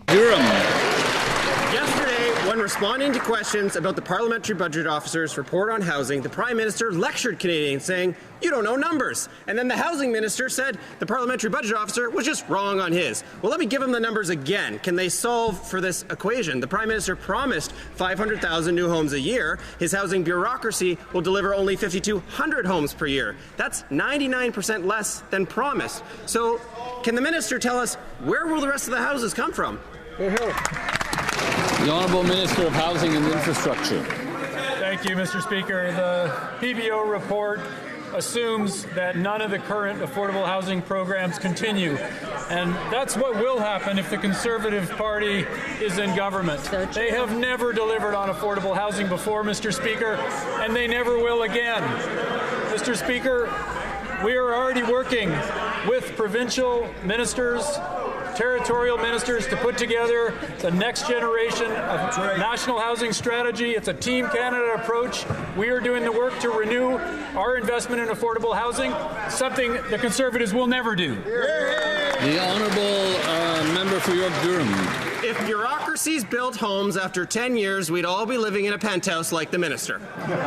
What he fails to understand is that behind the numbers, behind the crisis, are real Canadians of the next generation shut out of the Canadian dream to earn, save, and own a home. In the GTA, housing starts are down 43% and sales are down 65%. So when the Prime Minister told young Canadians that they need to sacrifice more, why didn't he have the courage to tell them what he really meant was sacrifice the Canadian dream?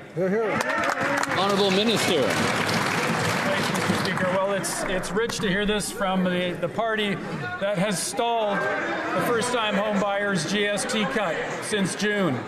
That's 5 months, Mr. Speaker, that the Conservatives have been stalling up to $50,000 for first-time home buyers so they can afford their first homes.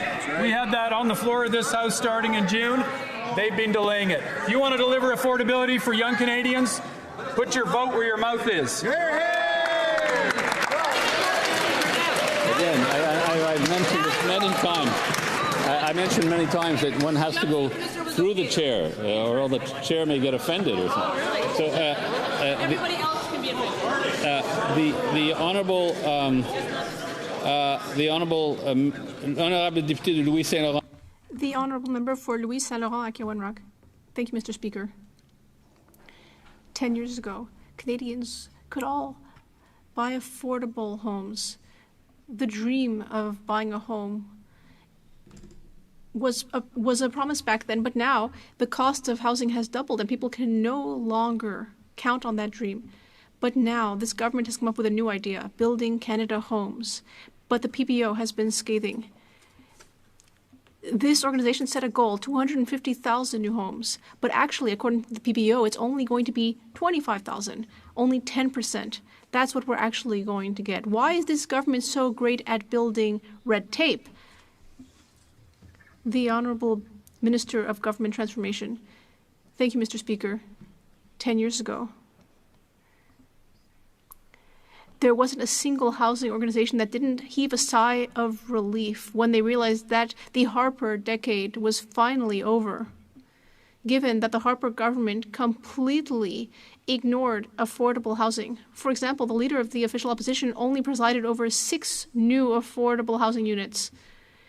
It's shocking to see these Quebec members think that their party is doing such a great job, when actually they're ignoring reality. On this side of the House, we are investing historic sums in affordable housing, and the PBO has not considered some of those programs. Député de Dorval-Lachine-LaSalle. Mr. Speaker, yesterday, after weeks of Conservative delays, the Justice Committee finally resumed its work on the Combating Hate Act, and we will continue that work on Thursday. But, Mr. Speaker, will they make sure bail reform is passed before Christmas? Could the minister speak to the importance of keeping this work moving so that Canadians can see these important justice reforms take place? Thank you so much. The Honourable Secretary of State for Combating Crime. Mr. Speaker, Canadians have have been clear that they want stronger protections in the face of rising hate, and they want meaningful bail reform, Mr. Speaker. Right. After weeks of Conservative delay tactics and stalling in committee, I'm really happy to see that they might move forward on the combating hate crime legislation on Thursday. But however, Mr. Speaker, when it comes to bail reform, the Conservatives are complete hypocrites. Our bail reform legislation will make sentences harsher for criminals, and it will end bail for serious and repeat offenders, Mr. Speaker. But of course, they don't want that to pass, because what would they use for their clickbait to L'honorable député de Beauce. The honourable member for Beauce. Mr. Speaker, my father once promised me that if I worked hard, I could buy a good home to raise my family. Today, can I say the same thing to my daughters? No, Mr. Speaker. Over the last decades, Liberals doubled the cost of housing. And what are they doing to fix this problem? They're creating more red tape with Building Canada homes. For what, $3.2 million homes? Wow, impressive. Will the Minister of Housing rise today and admit that this housing program is a total failure? The Honourable Minister of Government Transformation. Thank you, Mr. Speaker. What is really a total failure is the Conservatives who voted against a budget with historic investments in housing. With a tax cut for 22 million Canadians, with a decrease on taxes on homes for first-time homebuyers. That's the real failure. Thank you, Mr. Speaker. For Vancouver Kingsway. Mr. Speaker, this Liberal government is telling Canadians to sacrifice during a jobs crisis. They have no money to sign pharmacare agreements or meet their housing promises. But today, we find out they gave $400 million to Algoma Steel when they knew they were cutting 1,000 jobs. And they gave $100 million more than they admitted to Stellantis, who cut 3,000 jobs. Why did the Liberals give $500 million to companies that just eliminated 4,000 Canadian jobs? The Honourable Minister of Jobs and Family. While the member opposite talks about affordability for Canadians, I would just want to remind this House that it's the International Day of Persons with Disabilities, and we do have members here in Ottawa today that work so hard to make sure that people with disabilities have full opportunities to participate in the workforce, Mr. Speaker, something we should all take seriously. And that member voted against that very fund that supports that work, Mr. Speaker. He also voted against the Canada Disability Benefit, Mr. Speaker. People should be putting their money where their mouth is and standing up for Canadians who just want a fair shot to participate. And that, ça met fin à la période des questions. This concludes question period. The Honourable. All right, gang. So we're going to wrap it up right there. Aaron, Canadian Looney, like, share, subscribe. I'm pretty confident that we've got the best pre-question period show. Like, I always time it out. We never miss a minute of question period. I have a whole bunch of interesting clips and things that happen from the House of Commons, like that they don't show on the news. So if you're really interested in learning about like what's actually happening in Canadian federal politics, I think I've kind of got a lock on how to do that. So come and hang out, and if not, just hang out with us in the chat room. What a great bunch of people. My best friends are in this chat room. It's crazy. Anyhow, we're going to wrap it up. We're going to send you out on Michael Cooper again. This is worth the watch. Let's check this out. We'll now turn to questions. We'll go to Mr. Cooper. It's fun to watch. Catch you in the next one. Thank you, Mr. Chair. Mr. Enjoy Tay, Michael you Cooper. referenced that Paul Chang, the then Liberal MP for Markham Unionville, convened a press conference with Chinese language media at which he specifically raised the bounty against you and encouraged community members to turn you in to Beijing's Toronto consulate at the time you were seeking the Conservative nomination in his riding, Markham Unionville. You characterized the press conference as selective. By that, what do you mean? Would it be fair to say that MP Chang organized the press conference for the purpose of publicizing the bounty against you and smearing your reputation within the Chinese diaspora communities in Markham Unionville and throughout the GTA? I have sent to the committee secretary a list of the reports and the video. Too bad the time don't allow the translation, its interpretation, not enough time to make it.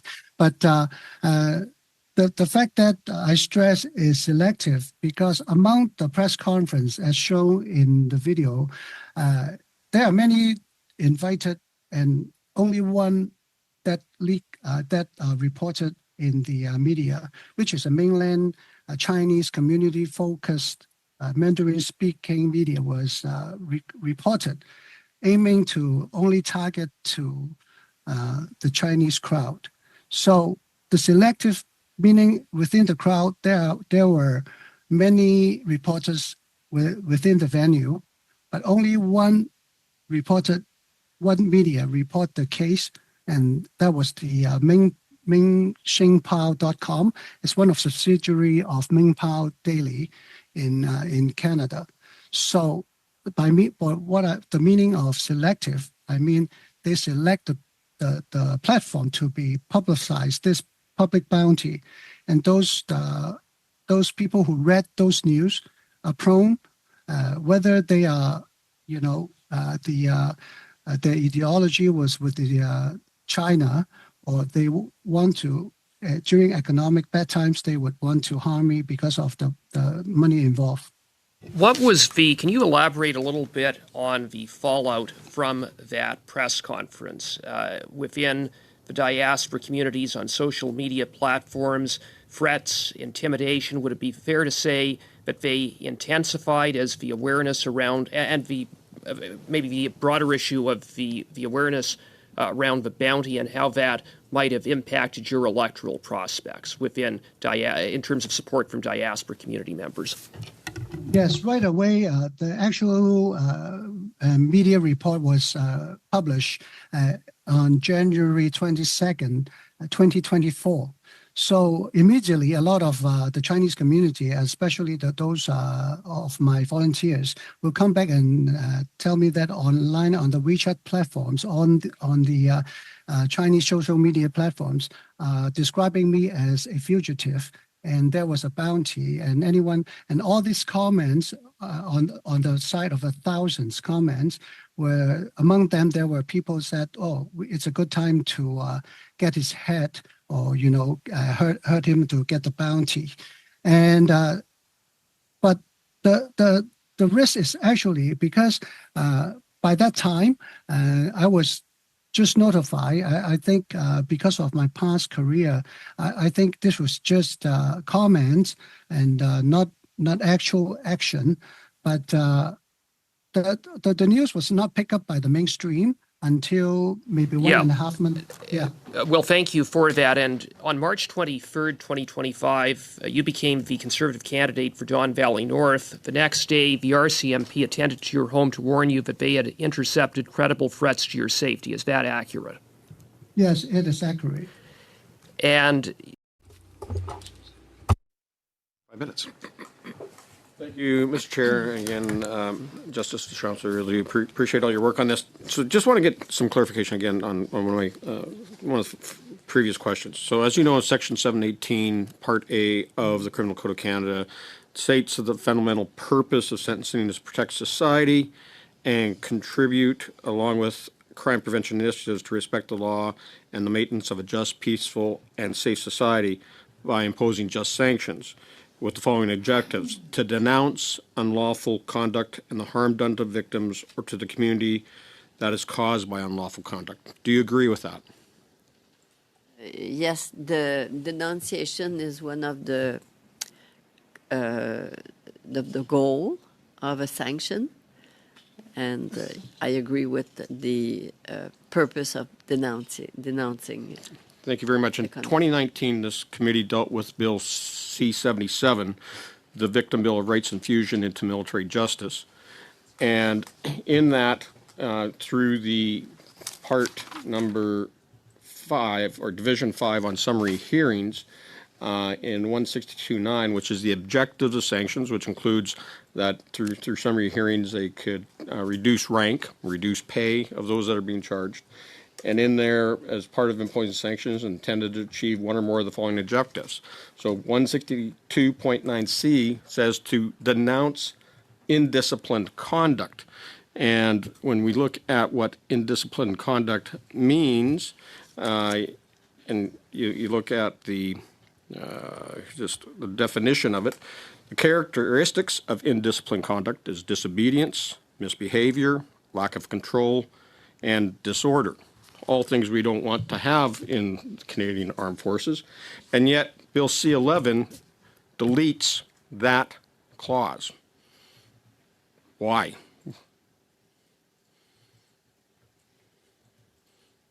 It undermines the very principles of justice. I have not reflected on it. So I'm sure you have asked the question to other witnesses who were probably more... Point of order, Mr. Ellis? I thought you said there was no amendment on the floor. Yes. And now I found out from listening to him that there is. He's referring, I believe. Yeah, I believe. Yeah. To the amendment that he put forward that was defeated. Ah, the one that actually doesn't tried. exist, that we've settled, and he just continually talks about. He's now talking about the importance of reevaluating this in the hopes that we can find a solution. But I think, Mr. Chair, if he was to bring back a motion on that, you would find it out of order because we've already disposed of that. What I'm hopeful of is that Mr. Lauzon was able to convince all members to reevaluate our positions on these issues. Correct me if I'm wrong, Mr. Lauzon. I can't put words in your mouth, sir. On your point of order, if you tell me that I can bring it back the same way it was before, and the bloc is saying the same thing, I will bring it back. Oh, we've already disposed of it. So I just don't see why the member continues to refer to business that cannot be brought back. Mr. Lauzon, I would just encourage you to speak to the motion at hand, sir. It's a point of order. Yes, Mr. Lawrence. Peter, are you getting tired of being his crutch, or no, not at all. This is why I'm here. This is why I ran for office 10 years ago, in fact. Before I turn it over back to Monsieur Lauzon, j'ai un point d'ordre. Oui. Encore une fois, je suis peut-être pas à jour dans mes règlements, mais pourriez-vous juste je suis pas certain que les deux derniers appels au règlement étaient en fait des appels au règlement. C'est possible de nous préciser si les deux derniers appels au règlement étaient en fait des appels au règlement? Mais ils ont demandé... Yes. I now go to the question and answer segment. These segments, the first one is a 6-minute segment, and it means that the 6 minutes is for the question and the answer. So everybody, please be as concise as you can so we can get as many answers as we can get. So I begin with the Conservatives. In Canadian federal politics, the Canucks are represented by two separate yet unequal groups, the globalists who sold out and the opposition trying to salvage a country.